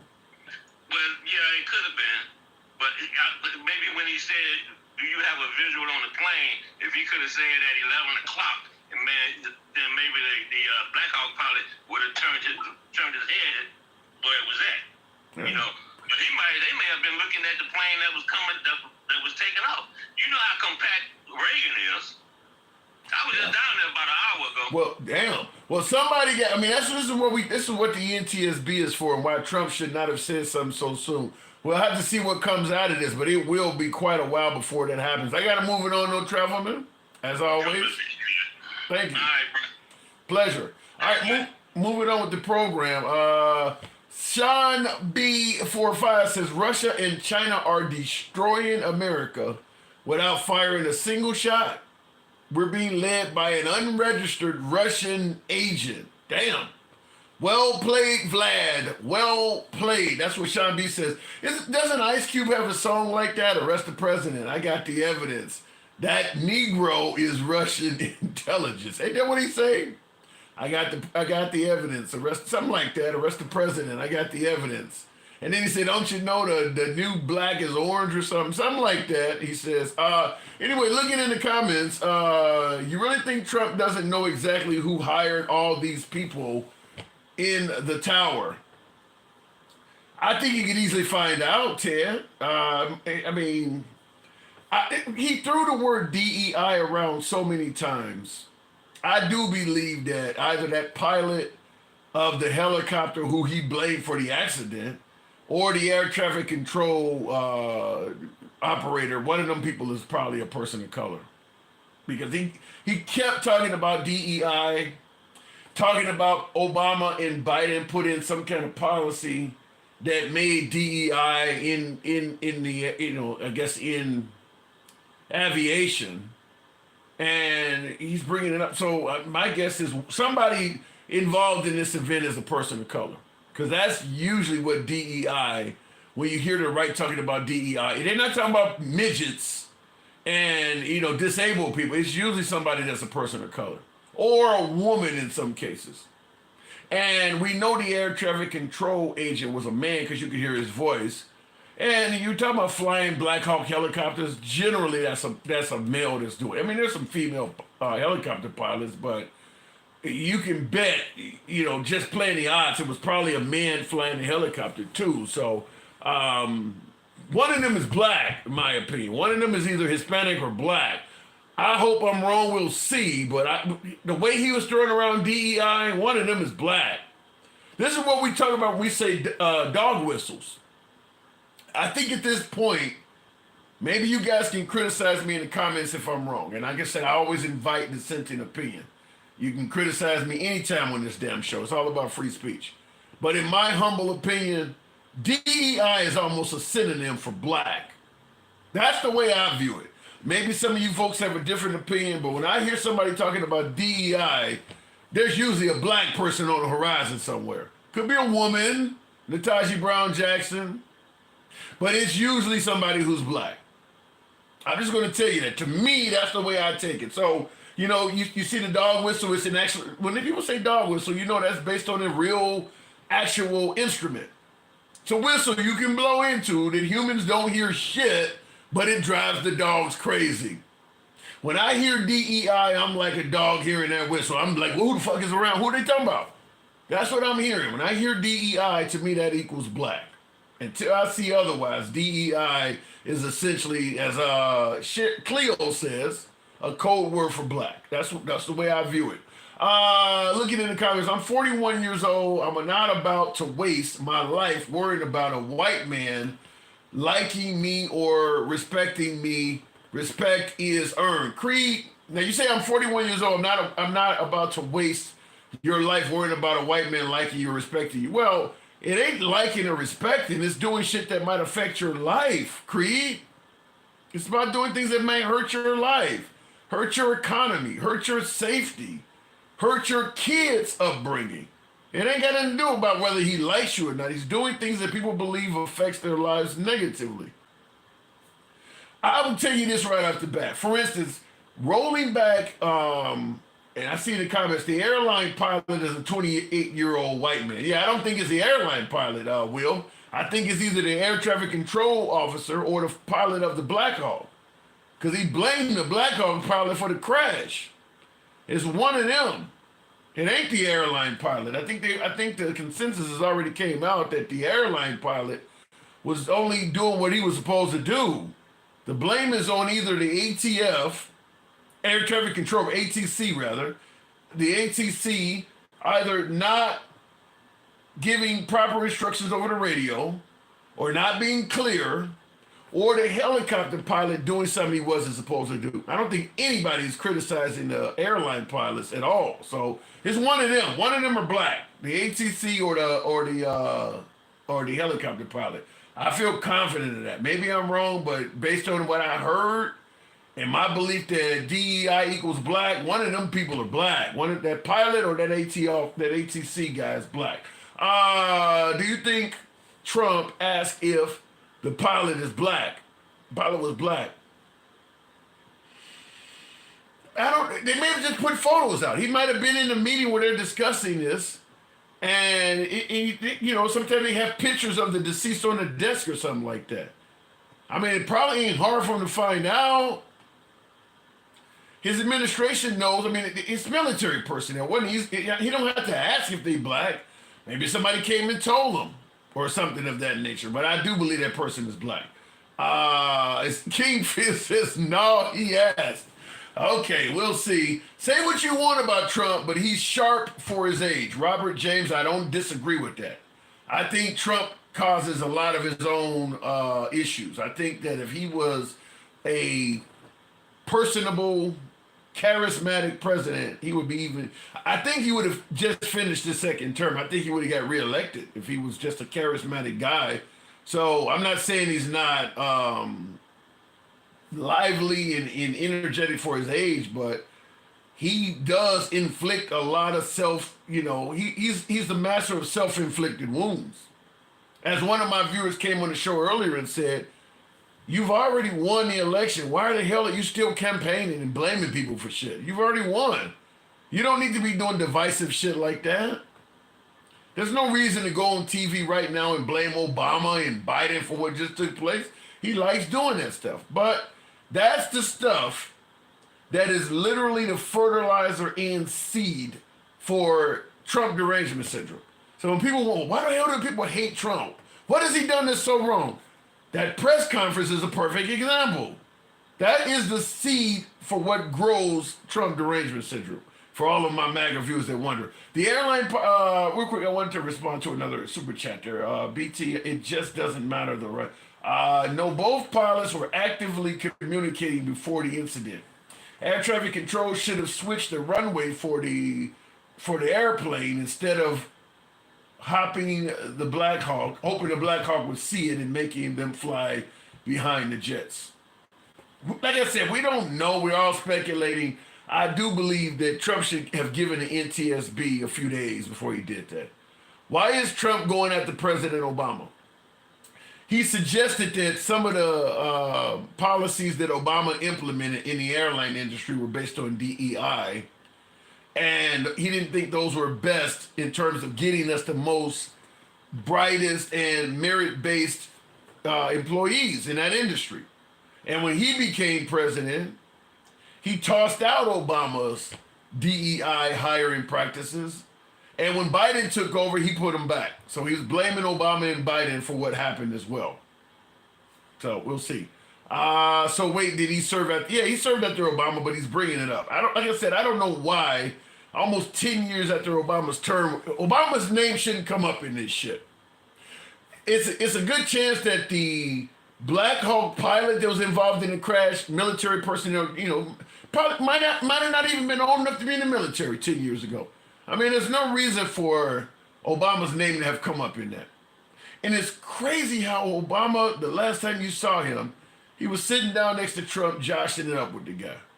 And here Trump is on TV just putting a whole big Ginsu knife in his back. I just don't know. I don't understand why the Democrat Party continues to go so high on this shit. I don't get it. Blaming Obama for anything that happened at Reagan Airport is ridiculous, and I'm saying this as a Trump supporter. Neil, you got my vote. Anyhow, folks, I do got to step away. You know how we do. I appreciate you folks tuning in. 102K. Some of you folks did show the program some love by tapping the screen. I do appreciate that. But nevertheless, you know how the program is read. If you enjoy what we do, follow the program on TikTok, subscription on YouTube, Instagram, follow the program as well. I'll catch you guys tomorrow. I do got to step away. Holla. Same thing on my YouTube audience. Yes, she said money doesn't corrupt the Republicans. The Democrats are also crooked. You get corruption on both sides. I'm not going to disagree with that. But I don't know if any of that explains Trump's press conference today. Catch you guys tomorrow. Same on my YouTube, vertical or horizontal. Catch you guys. And last but not least, Instagram.